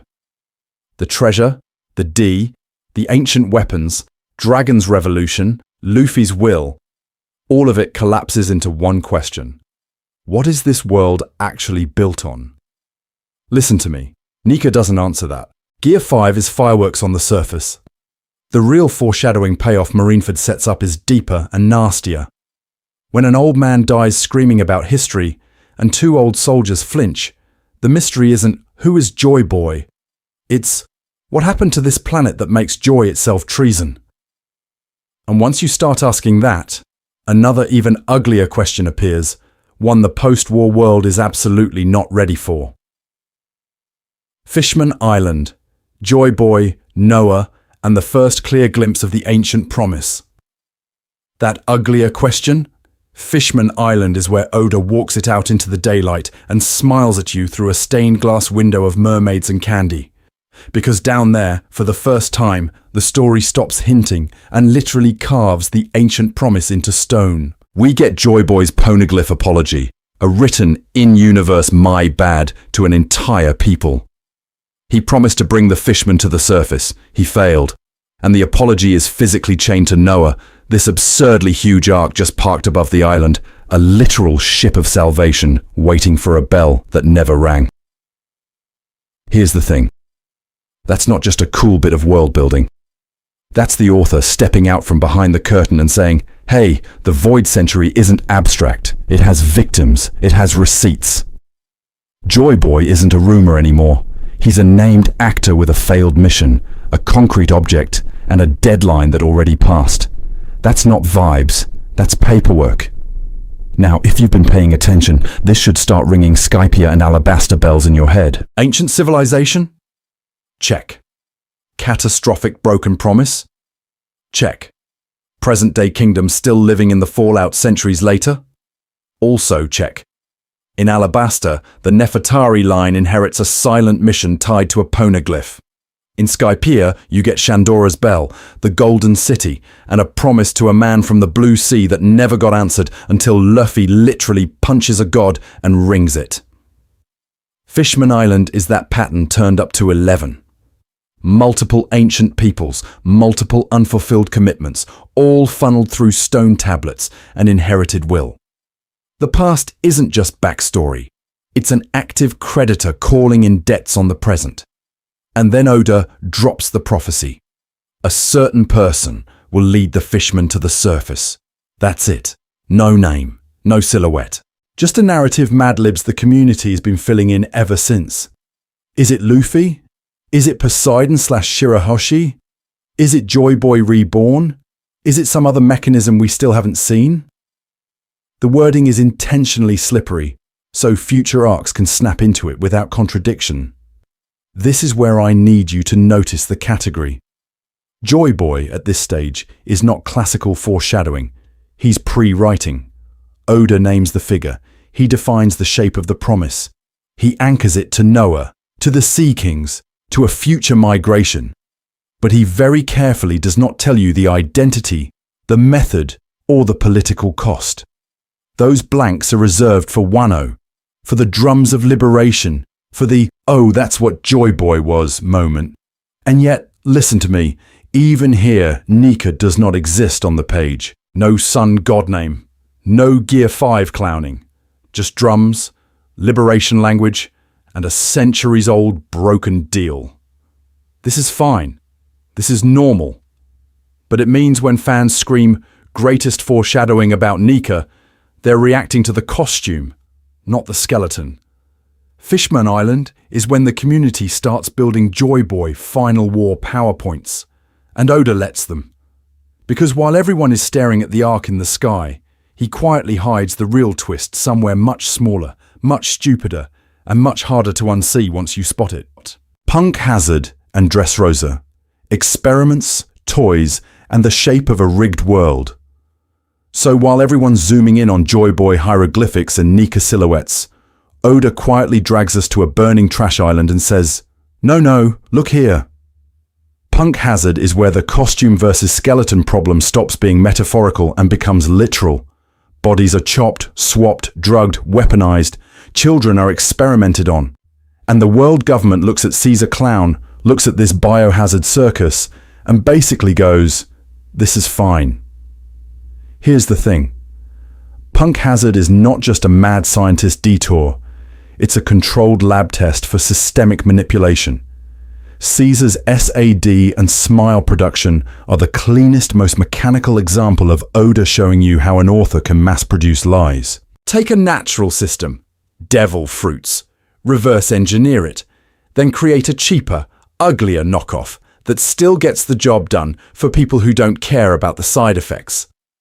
That's not just a plot device for Kaido's army. That is a tutorial for how the world government runs reality. Because who's protecting Caesar? Who's covering up the island? Who decided that a generation of kidnapped children with their memories and bodies altered is an acceptable price for peace? An institution that has already told you it's willing to erase an entire century of history. Punk Hazard just shrinks that process down to something you can stare at without needing a history degree. Then Oda escalates. If Punk Hazard is the lab, Dressrosa is the field test. I need you to really sit with how disgusting Sugar's power is. One child, one touch, and an entire human being is removed from memory, not killed, not hidden, converted into a toy and slotted into a fake narrative where they are literally forced to perform happiness for the people who forgot them. That's not just dark. That is an instruction manual for how to run a falsified world. Dressrosa is a country-scale simulation of what the Void Century did to the planet. The toys under the bridge are the erased scholars of Ohara. The forced smiles are the "this is normal" attitude the community has toward a world map built on censored textbooks. And the citizens? They wake up from Sugar's defeat and realize their entire emotional history was edited. We need to ask the obvious question. If one frightened little girl can do that to a kingdom, what can an 800-year-old regime do with a god-tier version of that same category of power? Pattern interrupt. Doflamingo tells you. In the middle of all the toys and gladiators and melodrama, he drops the Mary Geoise national treasure line. Casual. Throwaway. The kind of thing your brain files under edgy warlord flavor text. But from a writing perspective, that is Oda putting the gun on the mantle after he has already written the shooting scene. Doflamingo knows something in Mary Geoise that lets him blackmail the celestial dragons. Not a vague concept. A specific object or truth. A single point of failure the entire system is terrified of exposing. Listen to me. That is not Nika foreshadowing. That is reality foreshadowing. The payoff for that line cannot just be, there's a strong fruit, or there's a cool robot. The storytelling pressure demands that the treasure be the mechanism by which the world government edits the world. History, maps, maybe even memory itself. So Punk Hazard and Dressrosa are not random mid-Grand Line sagas. They're pre-writing for the final thesis. You cannot trust what this world says is real. Oda trains you, through drug children and smiling toys, to be suspicious of any fact the narrative hands you. And once you're used to that, then he can finally pull back the curtain on the one hidden setup that makes even Nika look small. Zoo and Whole Cake, road poneglyphs, and the GPS to the truth. So once Oda has trained you to distrust every fact the world hands you, he does something even nastier. He hands you a map, a literal, in-universe GPS to the truth. Enter the road poneglyphs, 4 specific stones, which when combined, don't tell you the secret themselves, but triangulate the one place in the world where you're allowed to learn it. Laugh Tale. Not a prophecy, not a riddle, a coordinate system. The endgame stops being a vague dream and becomes a locked puzzle box with 4 physical keys. Here's the thing. That system doesn't feel improvised. It feels retroactively inevitable. Once Zoo spells it out, 4 red stones, 4 directions, intersecting to one island, suddenly all those random poneglyphs you've been skimming for 800 chapters snap into a grid. Alabasta's stone, Skypiea's stone, Fishman Island's message. They were never just lore flavor. They were early, unspecific instances of a category Oda knew he needed. A network of indestructible save files pointing at one final folder. I need you to notice the order here. In Alabasta, the poneglyph is a plot device for Pluton. In Skypiea, it's a sentimental voicemail from Roger. In Fishman Island, it's Joy Boy's apology. Different tones, different payoffs, but structurally the same move. Important truth is recorded on these things, and the world government really doesn't want you reading them. Then, much later, Zoo and Whole Cake quietly say, "Oh, by the way, some of those were actually part of a larger navigation system." That's pre-writing getting specified. Road poneglyphs are Oda finally labeling a drawer he's been using since early Grand Line. He always needed a mechanism to gate access to Laugh Tale. You can't have the greatest treasure in fiction just be sail far enough LOL. You need a designed obstacle course. So the pre-written requirement is, there must be a structured path, controlled by the powers that be, that only the chosen idiots can brute force through sheer stubbornness. And Whole Cake Island is where that becomes brutally concrete. Big Mom doesn't just have territory and homies and a weird hunger problem. She has a road poneglyph. Her empire, Kaido's empire, even the mysterious one at Zoo. These Yonko aren't just power bosses, they're gatekeepers of history. They hoard fragments of the world's operating manual, the way dragons hoard gold. Yonko territories become physical embodiments of censorship. You want the truth? You raid the gods. Listen to me. This is not a sin. This is not Oda making it up later. This is exactly how pre-writing behaves in long serialization. You plan the need, a gated route to Laugh Tale, and only later decide, okay, it's 4 stones, 1 on Zoo, 1 with Big Mom, 1 with Kaido, 1 somewhere else. The form is flexible, the function is fixed, which means whatever the real, greatest foreshadowing is, it has to respect that function. It has to be something Laugh Tale reveals that justifies decades of stone chasing, lie dodging, and history hoarding. Not a cool twist stapled on top, but the hidden center of gravity all these coordinates have been orbiting around. And if that's true, then we can start eliminating entire categories of fan theories on structural grounds alone. Wano's Long Shadow, Joy Boy, Zunesha, and the Drums of Liberation. And that center of gravity is exactly where Wano walks in, kicks the door down and says, "Hey, remember all that Joy Boy stuff you thought was vague flavor text?" No, it's the spine. Wano is where decades of pre-writing about liberation stop being atmospheric and start being operational. Here's the thing. Wano is built on mythic infrastructure. You've got a closed nation waiting for the one who will open the borders. You've got Toki's prophecy about the dawn. You've got people literally talking about liberation as an event on the calendar, not a metaphor. That's not just cool world building. That's the author cashing in a tab he opened in Fishman Island when Neptune talked about the one who would guide Noah. And even earlier, when the story quietly made the sea itself a prison for certain peoples. Then Oda drops Zunesha into Wano's skybox. This ancient elephant, whose only backstory is, "I was punished to walk for eternity," suddenly goes, "I hear it. The drums of liberation. Listen to me." That is not a random poetic phrase. That is an auditory motif being hardwired to Joy Boy's return. Oda could have said, "I sense a great power," and called it a day. Instead, he gives you sound design. He's telling you this isn't just a power-up. It's a metaphysical state you can hear, a rhythm that rewrites reality. And Zunesha, recognizing Joy Boy's presence in Wano, is the other shoe dropping on that punishment. Why is this immortal kaiju on probation for a crime we don't know, wandering since the Void Century? Because structurally, it has to be a living witness. A mobile, guilty black box that can say, "That's him," when Joy Boy 2.0 clocks in. We don't know the exact charges yet, but we know the court date, the century the world government erased. I need you to see how much pre-writing is converging here before Nika is even named. Fishman Island's Joy Boy apology letter. Paid off by the idea that Joy Boy isn't just a guy, but a role that can return. Skypiea's ancient Shandoran civilization, sun motifs and giant bell, retroactively harmonized with Wano's Dawn of the World chorus. This is not a sin. This is not Oda scrambling. This is the category I called pre-writing.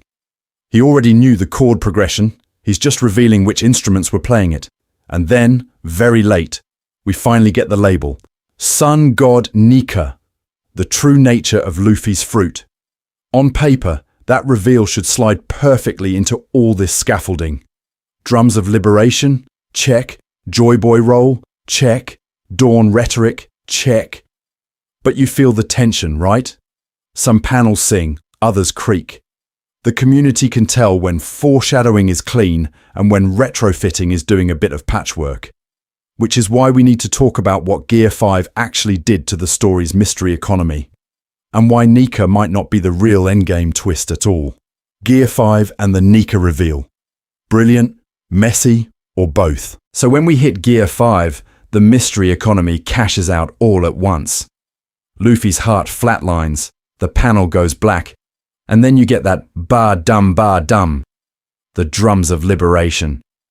His body melts, his smile stretches, the rooftop literally turns into a Looney Tunes short, and then the bomb drops. The Gomu Gomu no Mi was never rubber. It's the Hito Hito no Mi model Nika. In that moment, it feels enormous. It feels intentional. You've got Zunesha hearing Joy Boy's return, the Gorosei panic-dumping exposition about a mythical zone, and Luffy laughing as he warps reality. And the community immediately goes, "This was foreshadowed from Chapter 1. Peak Oda, peak planning." Here's the thing. When fans start building the case, they reach for the same evidence pile. Luffy always smiling. Early color spreads with sun motifs and dawn lighting. His rubber body already behaving on cartoon physics, stretching and squashing in ways that ignore internal consistency. Repeated talk of liberation and joy, freeing Nami from Arlong, dancing with the villagers in Skypiea, ringing the bell to send a message to the world, the whole bringing the dawn rhetoric in Wano, on a thematic board with red string and pushpins. It looks airtight, but we need to separate emotional impact from technical category. Foreshadowing, in the strict sense, is when an author intentionally plants a specific setup for a specific payoff. Not Luffy is happy in East Blue, Sun God Nika in Wano, Hito Hito no Mi Nika as a concrete endpoint. Is there any panel in Romance Dawn where you can prove Oda had that exact fruit name and classification planned? Not really. Listen to me. This is not a sin. This is not bad writing. This is in fact how most long serials survive. What I see with Nika is a hybrid. Decades of pre-writing around Joy Boy, the D. The idea of a world-liberating figure whose presence feels like a festival. That stuff is old. That stuff is baked in. Then, much later, Oda retrofits Luffy's fruit identity to weld him explicitly to that mythic job posting. So the liberation drums, the sun silhouette, the goofy freedom physics, those are paid off thematic setups. The exact actually it was a human fruit, model Nika classification, is a retrofit bolted onto an existing chassis. The chassis was planned. The license plate number got decided in the parking lot. And emotionally, it works.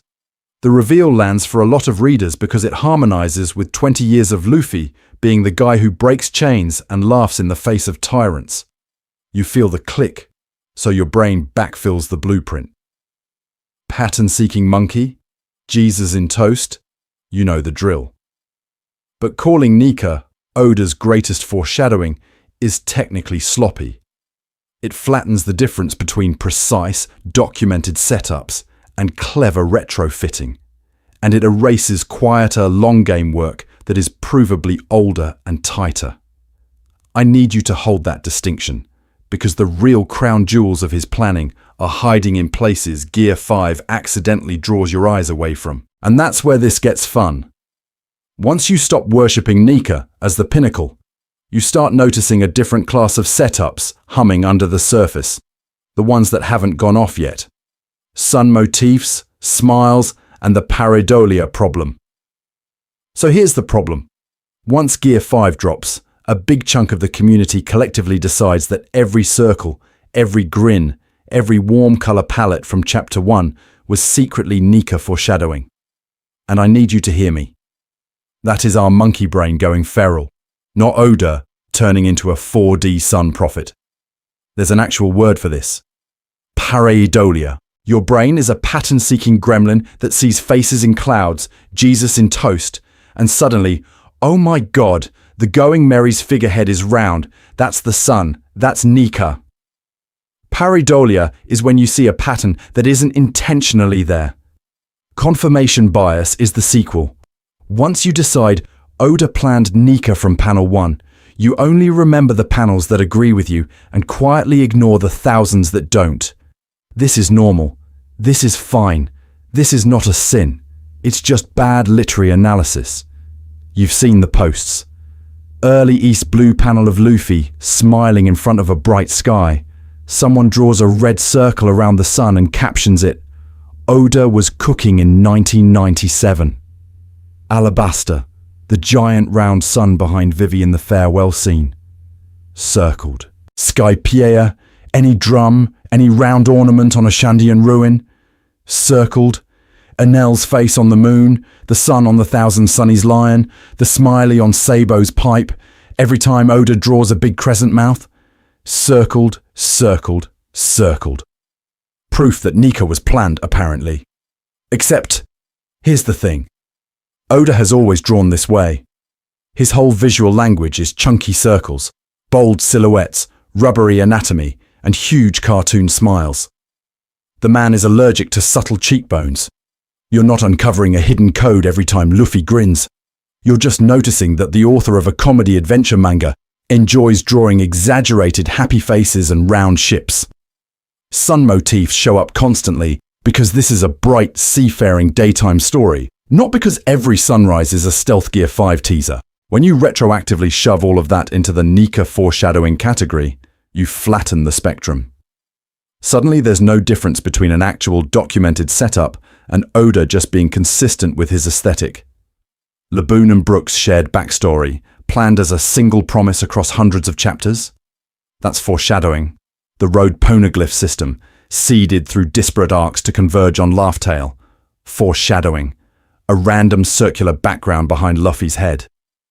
That's just a circle. We need to stop pretending they're the same craft level. Because over-crediting every coincidence doesn't just make us sound deranged, it actively cheapens the real work. If everything is genius foreshadowing, then nothing is. You turn Oda from a meticulous planner into a magical Rorschach test where any scribble proves a theory. And listen to me, when you stop seeing Nika in every round object, something way more interesting happens.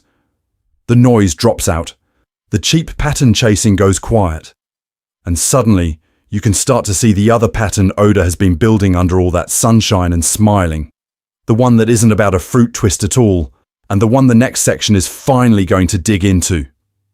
What Nika accidentally reveals about Oda's real long game. So when you strip out the Nika pareidolia, when you stop being the pattern-seeking monkey who sees Jesus in every round sun hat, the real question shows up. What does this reveal actually tell us about Oda's priorities? Because here's the thing, by retrofitting Luffy's fruit into Hito Hito no Mi model Nika, Oda doesn't just add a fun label, he commits a structural crime.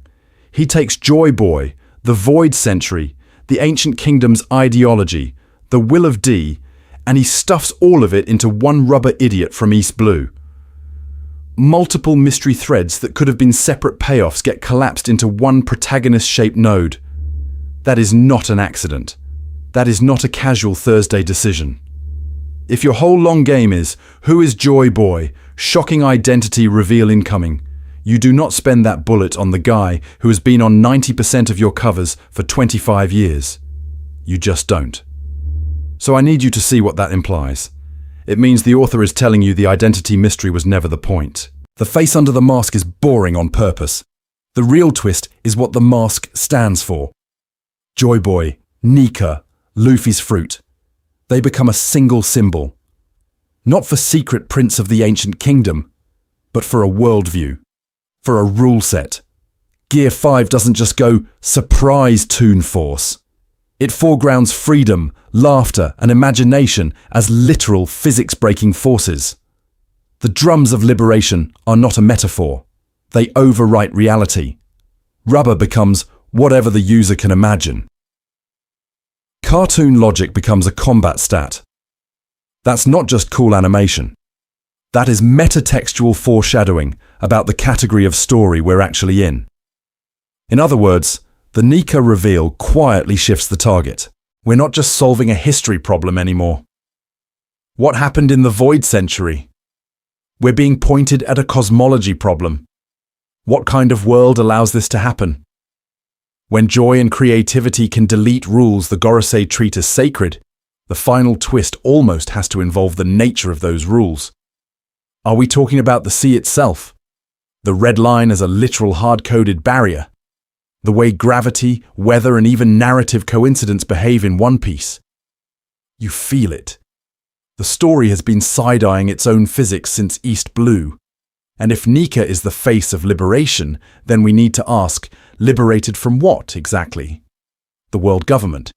Sure, on the surface. But Oda has spent decades showing the government as a symptom of something older and deeper. The erased history, the manufactured maps, the way even scholars in Ohara had their reality curated. When the system you're fighting can rewrite the encyclopedia, the system is bigger than a flag. So here's where Nika accidentally snitches on Oda's real long game.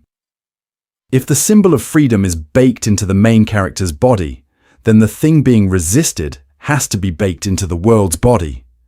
Some foundational constraint, the oceans that separate everything, the red line that shouldn't exist, the grand line whether RNG that feels almost authored.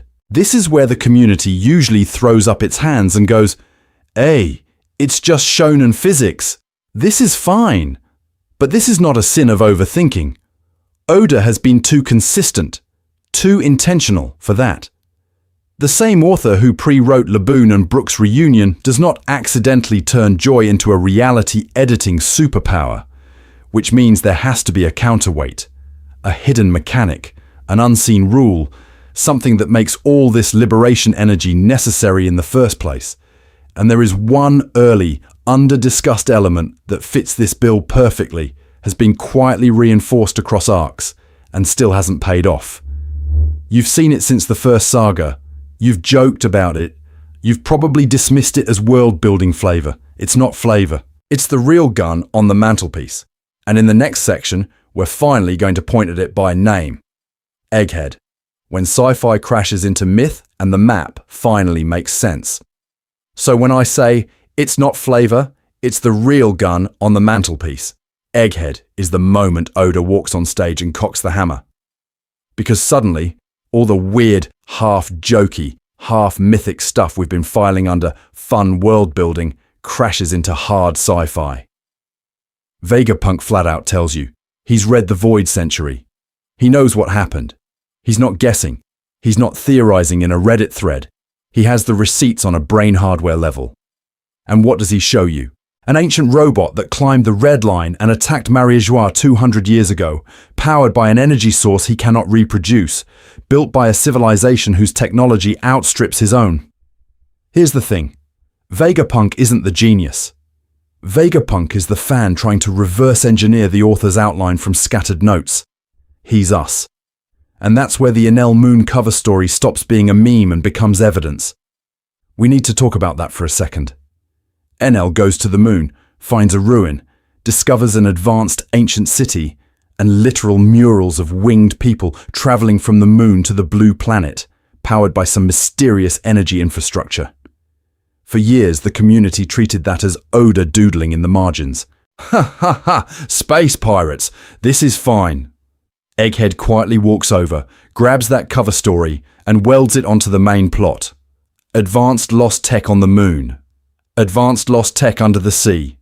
Advanced lost tech in a robot that almost killed the celestial dragons. Different locations, same category of information. This world is a downgrade. The age we're reading is a low-resolution reboot of a previous version that ran on a different operating system, and Vegapunk is terrified of that operating system. Listen to me. This is a man who built death lasers, cloned people, split his own brain into Wi-Fi-enabled satellites. That guy is shaking over a history book. His entire Egghead broadcast is essentially, if I say the quiet part out loud, I die, and probably so do you. The world government responds by sending every murder option they have, plus a bonus Gorosei. Not for a weapon in his lab, for the knowledge in his head. That's the pattern. O'Hara, Clover, Robin, the Poneglyph scholars. The forbidden power in One Piece isn't a fruit, it's a PDF. The crime is knowing the patch notes from the last version of the world. And this is where Egghead narrows the field. If Oda has been pre-writing toward one massive hidden fact, Egghead tells you the scale of it. It has to explain the Void Century, because Vegapunk's fear is rooted there. It has to explain the ancient weapons, because those are explicitly relics of that same era. It has to explain why the seas are fragmented, why the Red Line exists in its current form, why the map itself feels wrong. Once you accept that, Nika stops being a candidate for greatest foreshadowing. A single fruit, a single character twist. Too small. Egghead reframes Nika as one facet of a larger architecture. The real pre-written reveal has to be about the operating system of the planet. And remember that gun on the mantelpiece from the first saga. In the next section, we're going to line it up against Egghead's blueprint and see how it suddenly starts aiming at the shape of the world. Emu, the empty throne, and the lie at the center of the world. And the first piece of that operating system we actually see, it's not Nika, it's a chair, a supposedly empty chair. The empty throne is one of the cleanest pieces of in-universe propaganda Oda has ever written. On paper, it's perfect. A symbolic seat in Mary Geoise that no one is allowed to sit on, surrounded by the weapons of the 20 founding kings, all to prove that no single person rules the world.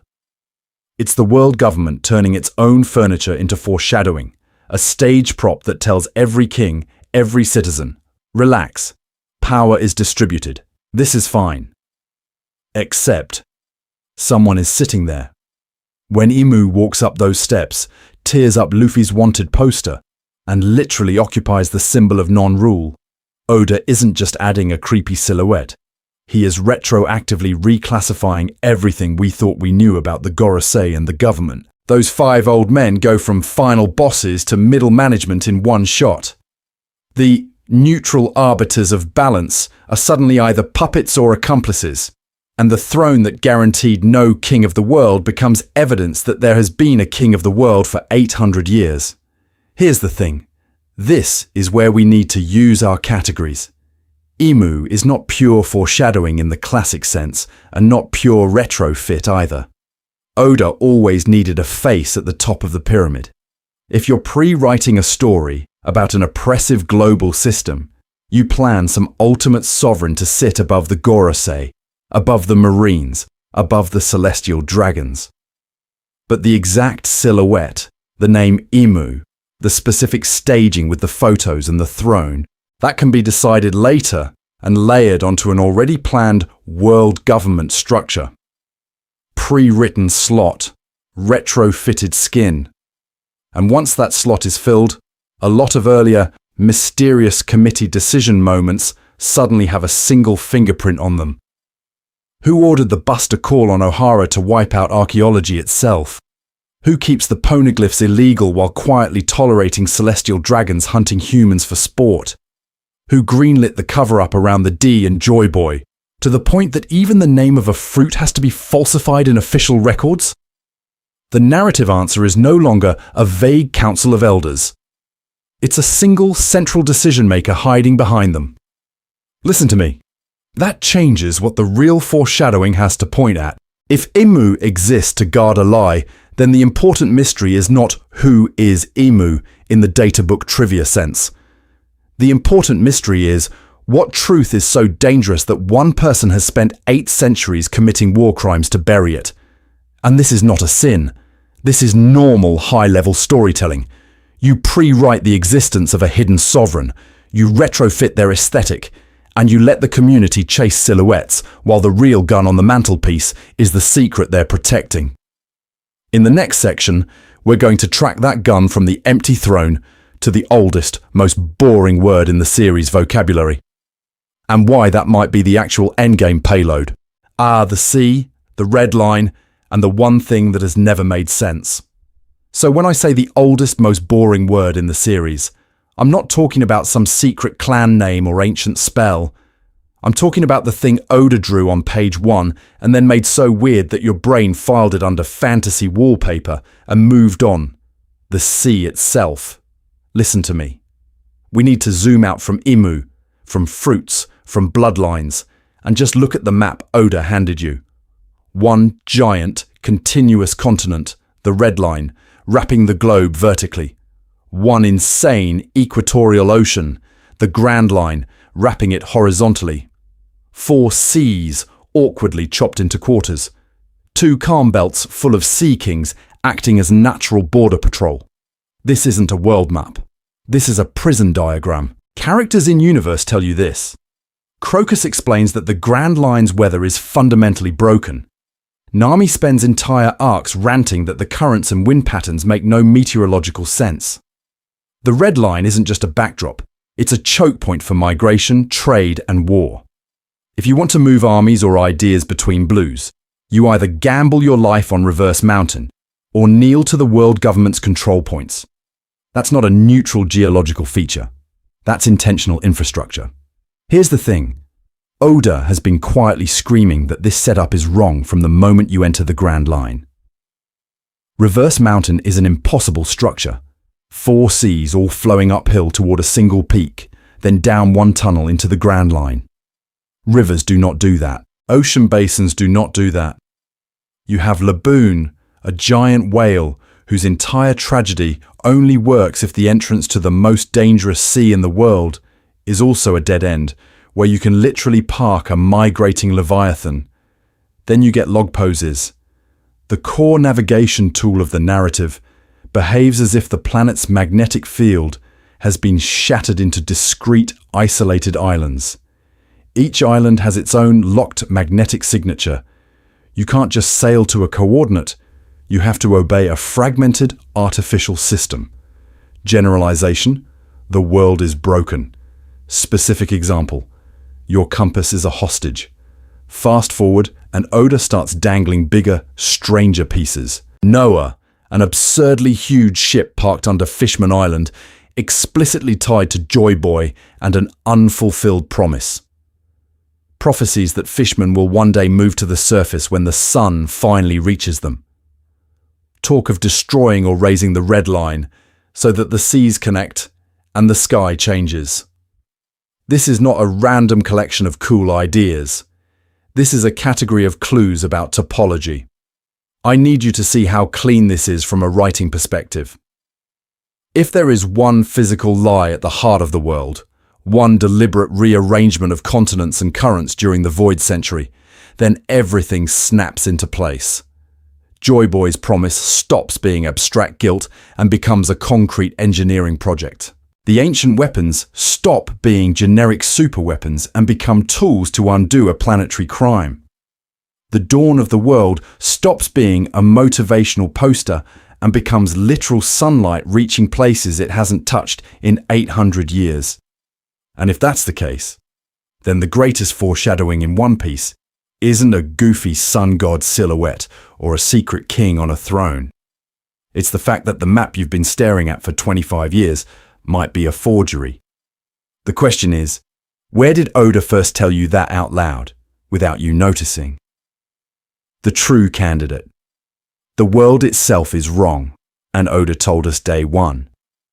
He told you in chapter 1, not with a lore dump, not with a Void Century info dump, but with a map and a stupid mountain that spits ships up a waterfall. The greatest foreshadowing in One Piece is not a silhouette or a silhouette. It's the fact that the entire world is framed from page 1 as wrong, as artificial, as a post-disaster patch job that is going to get ripped up and rewritten in the finale. Here's the thing. Oda does not present the Grand Line as a fun tourist destination. He presents it as a wound. You get that early chart where East, West, North and South Blue are these sad little quadrants, carved apart by the red line and the Grand Line crossing in an X. That's not neutral cartography. That's a visual thesis statement that the seas have been unnaturally segmented, that the world is literally in pieces. Reverse mountain is your first big red flag. The ocean does not do that. Water does not politely climb a rock spike and then choose a lane. The story goes out of its way to tell you this is unique, this is bizarre, this is the only entrance. I need you to clock how early that is for a series that supposedly just wanted an adventure setting. The author is already telling you the plumbing of the planet has been tampered with. And then, over and over, early arcs hammer the same problem. The seas separate people who should not be separated. Baraty's cooks stuck in East Blue, Nami's village trapped under a distant pirate, Laboon literally slamming his head into the red line because his crew cannot cross back. The geography isn't just dangerous, it is morally wrong. It exists to keep promises from being fulfilled. Which brings us to Joy Boy's broken promise and Fishman Island. The entire Noah prophecy only makes sense if the end state of the world is different from the current map. We will go to the surface is not just a racism metaphor. It implies a surface where Fishman Island is not under a crushing rock ceiling, where the sun is not filtered through 10,000 meters of water, where the seas above are no longer a death trap divided by a stone wall. Now add Poseidon. Shirahoshi is introduced as a weapon, but functionally, she is a negotiation tool for the planet's bios. She commands Sea Kings, the same colossal creatures that guard the calm belts and define where ships can and cannot safely travel. This is not a coincidence, this is system access. So when you stack the map, Reverse Mountain, the segregation of the blues, Joy Boy's failure, Noah's Ark, Fishman Island's prophecy, and a princess who can literally tell the ocean's gatekeepers to move, what category does that belong to? That is not random world building. That is intentional, long-game foreshadowing of a final act where the red line is destroyed or transformed and the seas are united. Listen to me. The end of One Piece is not just Luffy becomes Pirate King. The end of One Piece is the end of the current world configuration.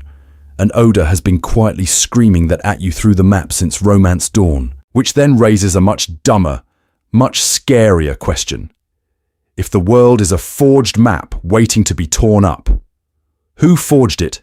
And what happens to everything built on that lie when the rock wall finally falls? Receipts. How every era has whispered the same world remake story. So if the rock wall is fake, we need to go back to the first weird door Oda ever made you walk through. Reverse Mountain. That entrance has never made sense in a stable, natural world. 4 oceans, all flowing uphill to a single point, then dumping you into a bottleneck death slide? This is not a normal maritime environment. This is civil engineering. And then, right there at the choke point of the entire planet's sea traffic, a single whale. Laboon isn't just a sad gag about abandonment. He is a living roadblock, stationed at the scar in the map. In a world that used to be one continuous ocean, a world later chopped apart by a wall, Reverse Mountain reads less as quirky fantasy geography and more as exposed rebar from a demolition job. Now jump to Skypiea. Because Oda doesn't just tell you the world is broken horizontally, he shows you it's been shattered vertically. Jaya's missing half is not a metaphor. It is literally blasted into the sky by a knock-up stream so violent it launches an ancient city, intact enough that you can still read its Poneglyph. Listen to me. That is geological body horror. That is the author quietly normalizing the idea that entire land masses can be displaced, reslotted, restacked. Shandora is a prototype for a world that has been rearranged. Ground becomes sky. Upper Yard is just former ground level with better branding. When fans treat that as a one-off fantasy set piece, I need you to remember we already have a world-spanning wall, an artificial junction of seas, and now proof that the planet can yeet islands on command. Then we go down instead of up. Fishman Island is literally wedged under the red line, under the wall, in a bubble coffin. Their stated dream is painfully simple: live on the surface with the sun. But the story keeps insisting that is impossible under the current configuration. Not socially inconvenient, not politically blocked, structurally impossible. The problem is the wall. The problem is the map. Enter Noah and the Sea Kings, a ship the size of a small country explicitly built to move someone or something at a promised future time. The Sea Kings' dialogue is not coy. They are waiting for the signal, for the right person, to start a coordinated migration. That is not, "we'll help a few refugees." That is, "we are the logistics department for a planetary remodel." And through all of this, the language loop never stops. The dawn of the world, the new era, prophecies about the world turned upside down. We treat those as poetic. This is fine, this is normal. But stacked against Reverse Mountain, Skypiea, Fishman Island, Noah, those aren't just vibes.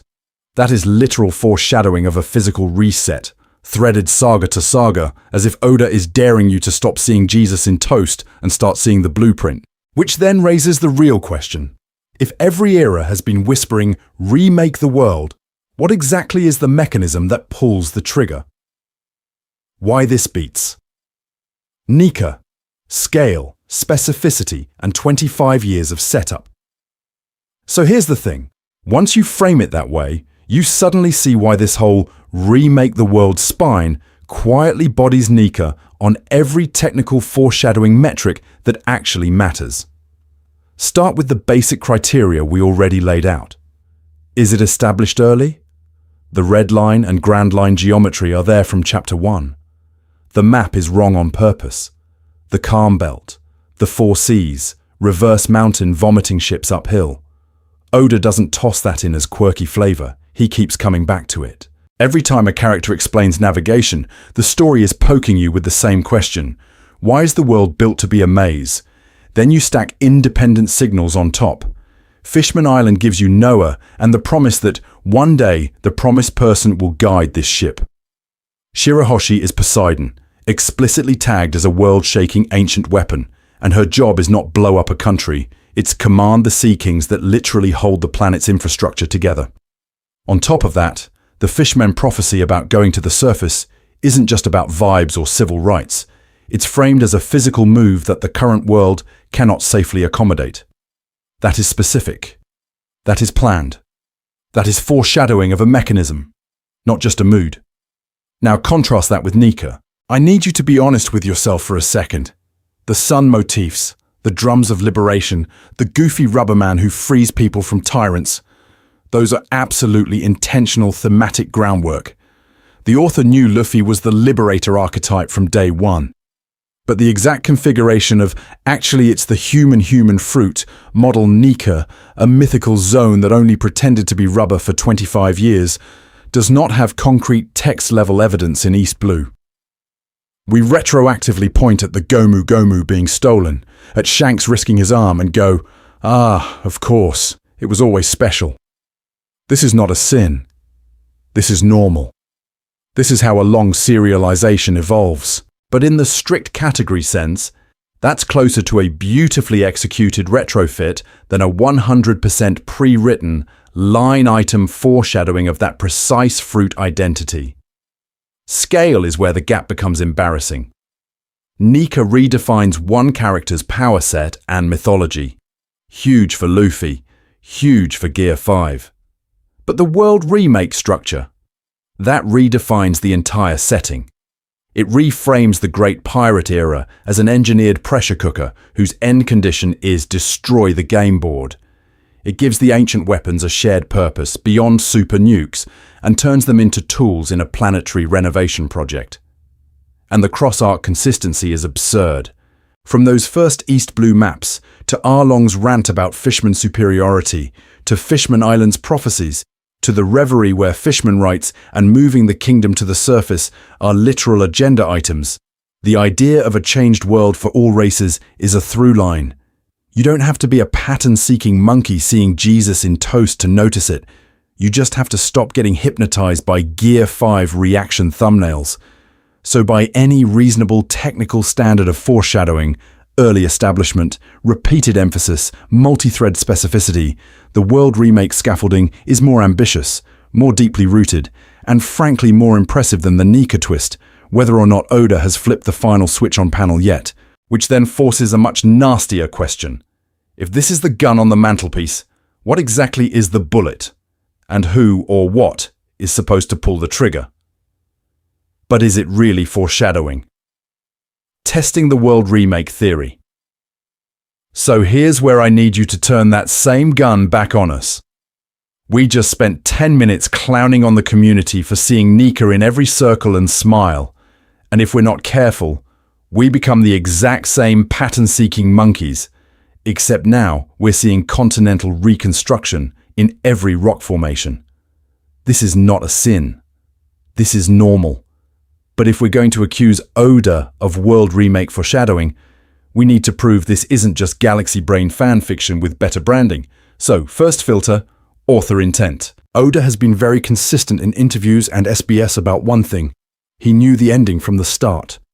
Not every side quest, not every cover story, but the core mysteries, the Void Century, the One Piece, the ancient weapons, the shape of the world. Here's the thing.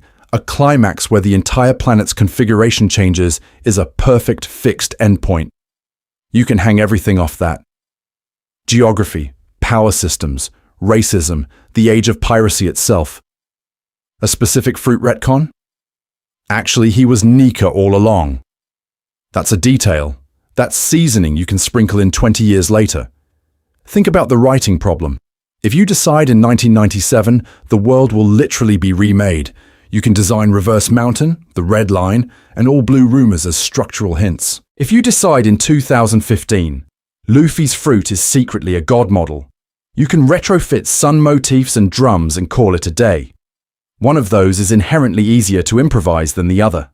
One of those screams pre-writing. Second filter, alternative explanations. Maybe the Red Line is just cool set dressing. Maybe Oda just thought, what if there was a giant wall continent that'd be sick, and never planned to blow it up? Maybe Noah is just a dramatic Fishman liberation prop, and Poseidon is only there so sea kings can escort a boat and we all clap about racism themes. This is fine. This is a coherent category of reading, big aesthetic choices with no mechanical payoff. But then the density problem kicks in. You don't just have a weird planet. You have prophecies about a promised day, a literal ship built to carry the world's creatures, an ancient weapon that commands the very things that can destroy that ship. Sea kings muttering about that day across centuries, Emu visibly panicking over a single giant straw hat and wiping entire islands off the map. None of those individually prove redline go boom. Together, they start to look a lot less random.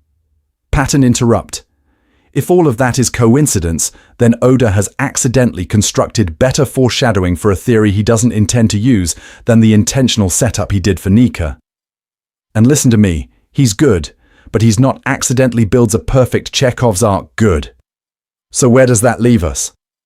We can't be 100% sure until the final saga actually fires the shot. But in terms of structural, thematic, and meta-evidence, the world remake scaffolding is a much stronger candidate for deliberate, long-term foreshadowing than the fruit twist ever was. Which raises an even more uncomfortable question. If this isn't over-theorizing, what bigger secret is this entire demolition plan actually hiding? How fandom hype turned Nika into a smokescreen. So here's where the community kind of did Oda dirty. Gear 5 drops, Nika is named, and overnight the entire internet turns into a reaction compilation of people screaming at a cartoon rubber man. Every panel where Luffy grins. Foreshadowing. Anytime Oda draws a round thing in the sky, sun god hint, Oda is a god of foreshadowing. You scroll your feed and it's just split screens of Chapter 1 and Chapter 1044 with red circles on every sunbeam. Listen to me. This is not a sin. This is fine. This is normal fandom behavior. We are pattern-seeking monkeys who see Jesus in toast. Of course we're going to see Nika in every smile. The problem is that the discourse froze there. The second a memeable explanation appeared, a huge chunk of the community stopped asking harder questions and just started doing "Where's Waldo" with the sun motif, and the algorithm absolutely poured gasoline on that. Reaction faces to Gear 5, instant views. Oda planned Nika from Chapter 1, in all caps. That's a title the machine understands. Nuanced breakdown of how the world's geography encodes a planned demolition of the Red Line and a forced ocean current reroute. That's a war crime in YouTube CTR. The system rewards big, simple, emotionally satisfying claims over slow, structural analysis of how an author actually builds a story. Here's the thing. Oda is a genius. He planned Nika 20 years ago is a clean, one-sentence story. Oda pre-wrote the endgame, then used false in-universe histories, cover stories, and geographic impossibilities to quietly set up a world remake twist. Is not. You can't thumbnail that without a PhD and a whiteboard. So every sun doodle gets a video, and the fact that the Calm Belt, Reverse Mountain, and the Red Line form a closed artificial prison system gets maybe one essay a year. I need you to see how that hype becomes a smokescreen. By focusing on the flashy payoff, the drum sound effects, the Toon World animation, the "Joy Boy is here" cheer, we collectively paid less attention to the boring, stubborn foreshadowing that never trends. The repeated censorship of maps, the way every scholar who studies true history is erased, the fact that even the Gorosei seem scared of whatever Emu is sitting on. And I don't think this is just a fandom accident. Oda is a professional misdirector. He hides Blackbeard's body horror in a gag about not sleeping. He hides Shank's political status in a throwaway meeting with the Gorosei. Why wouldn't he also hide the most dangerous truth behind the loudest, happiest reveal? Give you your Joy Boy, give you your God of Liberation, and while you're busy editing AMVs, quietly move the real endgame piece, the thing Emu is terrified the world will learn. So we need to push against the hype cycle. Start training your eye on patterns that are terrible for memes but crucial for storytelling. Trade routes, weather, who controls what information, which facts only exist in world government textbooks. Because if Oda's real craft is in the skeleton, not the fireworks, then the greatest foreshadowing in One Piece isn't the sun in the sky. It's the shape of the cage we never stop to measure. And once you start measuring that cage, a much uglier possibility appears, one that makes Nika look almost comforting. Pattern-seeking monkeys. Why we keep crowning. New greatest foreshadowing. And here's where our little pattern-measuring experiment turns into a therapy session. Because once you see the cage, you also see us. The Fandom. Millions of pattern-seeking monkeys hopped up on SBS crumbs and Vivre card scans, frantically connecting red string from Chapter 3 to Chapter 1033. This is not an insult. This is a diagnosis. Our brains are built to find meaning and causality, especially in long, tangled stories we've poured years into. You are not reading One Piece as a neutral observer. You are reading it as someone who has spent more time with Luffy than with most of your extended family. Your brain is constantly asking, why is this here? What does this mean? What is Oda trying to tell me? And because the author actually does use real foreshadowing, your brain gets rewarded often enough that it starts seeing Jesus in toast every Tuesday. A random crescent moon? Must be the Kazuki clan. A shadow vaguely shaped weird? Clearly Emu.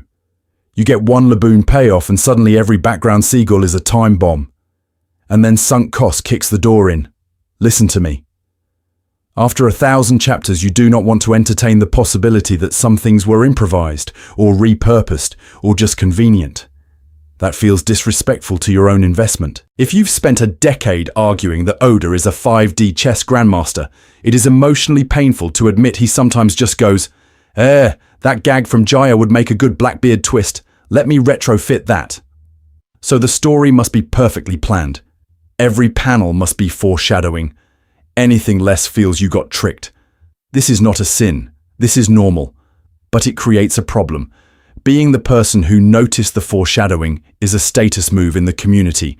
You post the side-by-side panels, you farm the upvotes, you become that guy who sees the threads. I do this. You do this. We need to stop pretending we don't care. So there's a built-in incentive to stretch the definition of foreshadowing until it covers retrofits, coincidences, and pure headcanon. Because then you can claim you called it, no matter what happens. And that's where the category drift happens. Suddenly, Oda pre-writing the Void Century before Chapter 1, Oda retroactively turning mantra into haki, and Oda randomly deciding Shanks should meet the Gorosei all get thrown into the same bucket. All foreshadowing, all the same craft. Except they are not the same craft. They're different skills, different risks, different kinds of storytelling problem solving. Here's the thing. Separating these categories does not ruin the magic. It multiplies it. When you know what true, intentional foreshadowing looks, you can see how insane it is that Laboon and Brook were planned as a single promise. When you understand retrofit, you can admire how elegantly he retools an old joke into a plot hinge. When you recognize pre-writing, you can appreciate the sheer arrogance of locking in the ending before Arlong Park. I need you to see that the point is not to demote your favorite foreshadowing. The point is to upgrade your toolkit, so when we talk about the greatest one Oda ever pulled, we're not just yelling Nika on autopilot. We're actually measuring the cage. And once you start measuring it correctly, a very specific, very uncomfortable pattern starts to appear.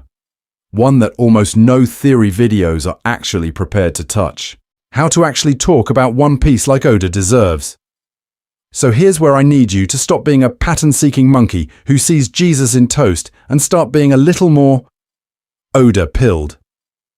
We've named the problem. Now we need to fix the vocabulary the community is using to talk about it.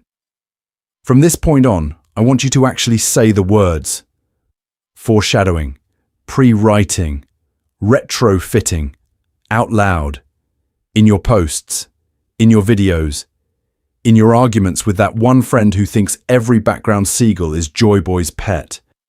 Because each category points at a different kind of intentional writing, and if you blur them, you can't see what Oda is actually doing. Here's the thing, when you think you've spotted foreshadowing, I need you to run a tiny thought experiment. Ask, What exact payoff does this point to? Not vibes of destiny, not something sun god, but a concrete future moment.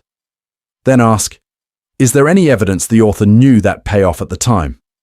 Publication interviews, SBS, consistency with other planned elements, even how mechanically precise the setup is. If you can't answer those, you're not doing foreshadowing analysis, you're doing tarot with manga panels. Now, for pre-writing, the question shifts. Instead of, did this panel predict that reveal? You go, does this fit into the pre-written skeleton we already know exists?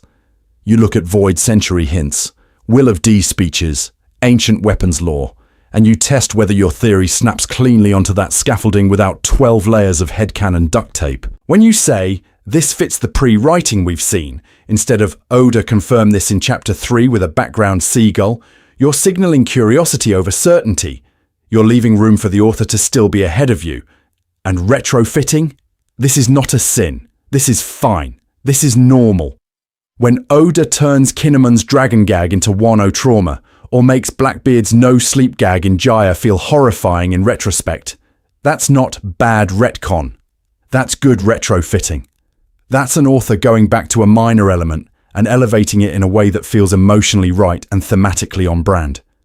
You should be giving him credit for that, not docking points, because a wiki entry changed. If you start talking this way, you stop treating Oda as a flawless god whose every doodle was planned in 1997, and you start treating him as a working artist under constraints. An artist who pre-wrote a terrifying amount, yes, but who also improvises, patches, and retools on the fly. You get to admire both the cage he built in advance and the way he keeps pacing around in it, testing the bars.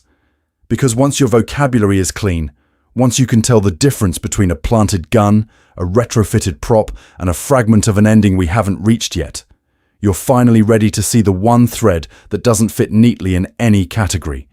The one pattern that keeps dodging every label we've made so far. And that's where Oda's real greatest foreshadowing has been hiding the entire time. Reframing Oda's genius, flexibility plus structure, not omniscience. So here's the thing. If you walk away from all of this still thinking, wow, Oda is a god who wrote a 25-year perfect script on stone tablets, you miss the point. I need you to update the mental model, because that meme is actually underselling how hard this kind of storytelling really is. Oda's real genius is not omniscience, it's architecture. It's that he pre-built a brutal load-bearing skeleton for One Piece and then spent 2 decades flexibly hanging organs, nerves, and very stupid gags off of it. Some pieces are pure foreshadowing, some are pre-writing fragments, some are retrofits. The magic is that he's running all 3 categories at once without the whole thing collapsing. Take Laboon and Brook. That's your clean classical foreshadowing example. He intentionally sets up a crying whale in Reverse Mountain, then hundreds of chapters later reveals the skeleton musician whose promise explains the entire emotional mess. That only works if both sides of the bridge were planned together. Gun on the mantelpiece, bullet in Act 3. Very tidy. Then you've got Enel's moon cover story. That's not a hint, that's pre-writing leakage. The author already knows there's an ancient civilization on the moon tied to the Void Century. He just chooses to show you the panel early in a gaggy side story. The payoff isn't, wow, Oda remembered Enel. It's, oh, the blueprint always had a Sky People circuit drawn into it, and we just saw it out of order. Now compare that to Nika, the fruit name, the explicit Sun God Nika line. That's late. That's retrofit territory plugged into a Joy Boy slot that was clearly pre-written. But the drums, the sun motifs, the liberation language from East Blue onward, those are ambient, thematic foreshadowing he can retroactively route through the Nika frame once he decides, okay, Gear 5 reveal time. This is not a sin. This is fine. This is normal for long serialization. And the world remake theory? That's the deepest layer. That's not a single clue. That's structural foreshadowing. A decision made at the foundation level. This world has been broken once and will be broken again. You see it echoed in Ohara, in the ancient weapons, in the red line itself acting as a giant narrative Chekhov's wall. It's a recurring pressure, not a single panel. Listen to me. The reason One Piece still feels cohesive and still blindsides you after 1,000 chapters is not because Oda never changes his mind. It's because he built a spine strong enough that he can change his mind in controlled ways. He can reframe Joy Boy into Nika without snapping the Void Century. He can turn a Kinemon gag into Wano trauma without breaking the samurai arc. When we deify him, we erase that craft. We turn disciplined outlining plus ruthless documentation plus playful retrofitting into he's just built different, and then no writer in the community learns anything. You can't study a miracle, you can study a system. And the World Remake thread is the purest expression of that system. An early structural choice, reinforced in every era of the manga, still waiting to go off. Which raises the actual scary question, if that's been humming under the floorboard since chapter 1. What does it look like when he finally pulls the trigger? Because to answer that, we have to go deeper than Nika, deeper than Joy Boy, and ask what kind of story needs the entire world to be reset at the end. So what happens if we're wrong? And why that's fine. And here's where I need you to do something very hard for a weekly shonen poisoned brain. Hold all of this with an open hand. Because listen to me, the manga isn't finished.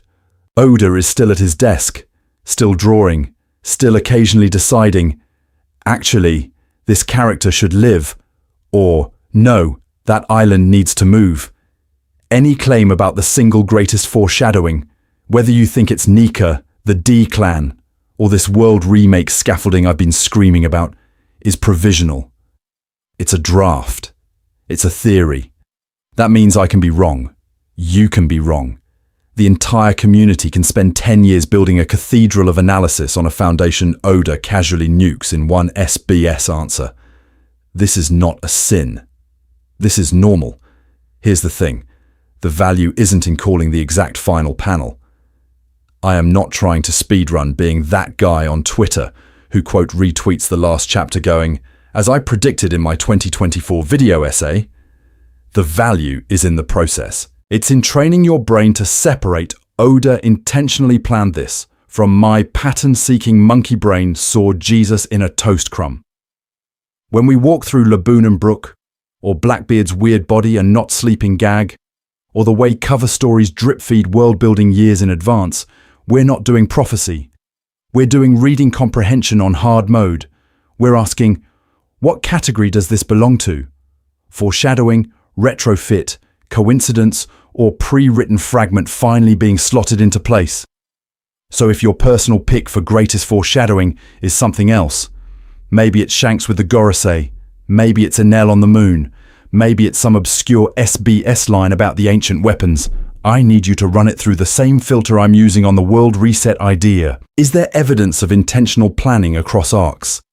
Does it sync with what Oda has actually said about his ending being decided from the start? Does it play nice with known constraints, or does it require him to be a chaos gremlin rewriting the spine of his manga in year 25? If the answer turns out to be no, that doesn't mean you're stupid. It just means you update. The framework survives even when individual predictions die. Oda does this himself. He has the big beats locked in, but he's admitted he shifts routes, compresses or extends arcs, reassigns roles when an idea stops working. The scaffolding stays, the staircase gets rebuilt. So if, in volume 110, Oda reveals that the real twist is that One Piece is an isekai sequel to some 80s gag manga and the world never actually gets remade, then we go back, we adjust the model, we move some things from pre-written foreshadowing to elegant retrofit, and we keep reading smarter. Pattern interrupt. None of this saves me. I have already spent an objectively irresponsible number of hours on this video, on diagrams and timelines and rereading Egghead at 3 AM, and there is a non-zero chance Oda just speedruns the ending and makes all of us look incredibly dumb in a single double spread. This is fine. The hours weren't wasted, because the point was never to win a prediction contest. The point was to see the machinery under the floorboards. And once you start seeing that machinery, you notice something else about this world remake pattern that's way more unsettling than any single twist we can guess right now. Recap. 3 categories, 1 hidden foreshadowing, and why Nika isn't the peak. So we need to zoom out for a second. Because at this point, we've been crawling around under Oda's floorboards with a flashlight, and I need you to see the whole house again. Here's the thing. We built this entire argument on 3 categories. Foreshadowing in the strict sense, the author intentionally plants a specific setup for a specific, already planned payoff. Retrofitting. The author goes back to earlier material that didn't have that precise meaning and assigns it new significance. And pre-writing. The author decides the big mysteries and ending in advance, then just reveals fragments of that decision in a weird order. That's the framework. That's the difference. The problem in the community is that we mash all 3 together and call it foreshadowing every time a panel vaguely rhymes with a later reveal. This is normal. Our brains are pattern-seeking monkeys that see Jesus in toast and Joy Boy in every smile. But if you want to actually understand Oda's writing, you need the categories. So, how did we apply that to One Piece? First, we used Laboon and Brook as the clean, court-admissible example of real foreshadowing. Twin capes in East Blue, a lonely whale smashing into Reverse Mountain, a promise to a crew we haven't met. Then, many years and hundreds of chapters later, Brook walks in and the gun on the mantelpiece finally fires. Same island, same song, same promise. That is intentional, planned, specific setup paying off. Then we looked at Nika, and listen to me. Nika is incredible thematically. The sun motifs, drums of liberation, Luffy's constant freedom rhetoric, all of that sits on top of Oda's pre-writing about Joy Boy, the Void Century, and the true nature of the fruit. But the actual Hito Hito no Mi, model, Nika label, the explicit sun god name, that's late. That's pre-writing plus retrofit, not a decades-old Chekhov's gun. The fruit was rubber for 20+ years. The Gear 5 reveal works because Oda reaches back and redefines what we thought we knew about Gomu Gomu. This is not a sin. This is fine. It's smart, controlled retrofitting anchored to a pre-written endgame. But it's not the purest, most insane feat of foreshadowing he's pulled off. So what is? The candidate I'm putting on the table is the world itself. The idea that the seas and continents are wrong and will be remade. The red lines slicing the globe, the Grand Line's impossible currents, Fishman Island under a murderous rock ceiling, Noah's Ark, Poseidon and the Sea Kings, Pluton as a world shaker, Uranus still lurking, prophecies about a great flood and a promised time, Roger and Odin talking about turning the world upside down, the repeated dawn of the world imagery. All of that points toward a single, long-term planned twist. The planet is a crime scene, and the ending is geosurgery. When you stack those clues, you're not looking at a retrofit. You're looking at a scaffold Oda has been quietly building since East Blue, then reinforcing every saga. And the genius isn't that one twist beats Nika in a power ranking. The genius is the interplay. Pre-writing gives him the destination, foreshadowing plants the surgical setups, retrofitting lets him polish the route in real time. Once you see those 3 tools working together, you stop asking, what's the greatest foreshadowing? And start asking a much scarier question. What else has he already decided that we still haven't even realized we're looking at? Your turn. Pick a foreshadowing. Prove it. Don't just vibe it. So here's where I stop monologuing about Oda's brain and hand you the scalpel. If pre-writing, foreshadowing, and retrofitting are the 3 tools, then I need you to actually use them. Not in theory, in the comments. Your mission. Pick what you think is Oda's greatest still unresolved foreshadowing. Not cool mystery. Not thing I want answered. Actual foreshadowing. That means you have to prosecute the case. Show me the setup panels. Point to whatever partial payoff we have, and then tell me why this belongs in the foreshadowing category instead of pre-writing or retrofit. If you just say will of D because it's hype, I am sending you to anime-only jail. Here's the thing. I'm not asking you to be original for the sake of it. You can absolutely go with the classics. The Will of D is an obvious candidate. We've had that initial D tease since Loguetown. We have Ace, Garp, Law, Trafalgar's flashback, the repeated natural enemy of the gods line, but no full payoff yet. Is that foreshadowing of a specific reveal, or is it pre-written endgame lore being slowly unpacked? You have to argue that difference, or take Imu. First mentioned in a throwaway Reverie stinger, now casually sitting on the empty throne, vaporizing islands.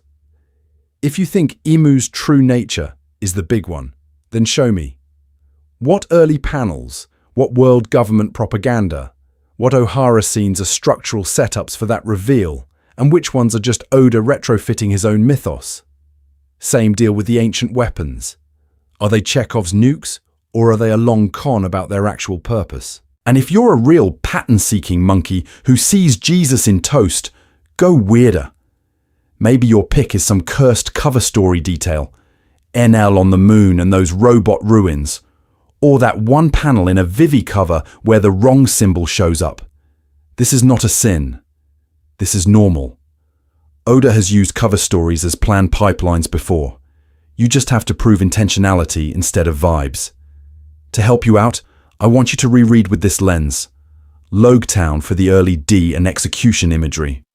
Skypiea for the sun motifs and the way Mantra quietly prototypes Haki. Fishman Island for the prophecy and the inherited will talk. Egghead for how Oda is now openly weaponizing his own history. Don't just hunt for cool panels. Hunt for structural setups that only make sense if the author already knew the destination. Here's my promise. I'm going to do a follow-up video or a big community post where I pull the sharpest submissions and break them down on screen, credit and all, and see who actually hit Laboon/Brook level rigor. We need to build a community that cares about craft, not just hype cycles. A tiny cult of readers who will argue definitions for 2 hours and then say, run it back. Because if you do this seriously, if you really map your theory onto the framework, you're going to notice one unresolved pattern that almost nobody is talking about yet. Final word. Stop worshipping Nika. Start seeing the whole ocean. And that unresolved pattern, that's where I want to leave you. Because here's the thing. If your definition of Oda is a genius, begins and ends with Nika, you're watching this series with blinders on. You're the pattern-seeking monkey who saw Jesus in the toast of Gear 5 and went, cool, we're done here. No, we're not done. Nika is not the ocean. Nika is a very flashy, very rubbery wave. Listen to me.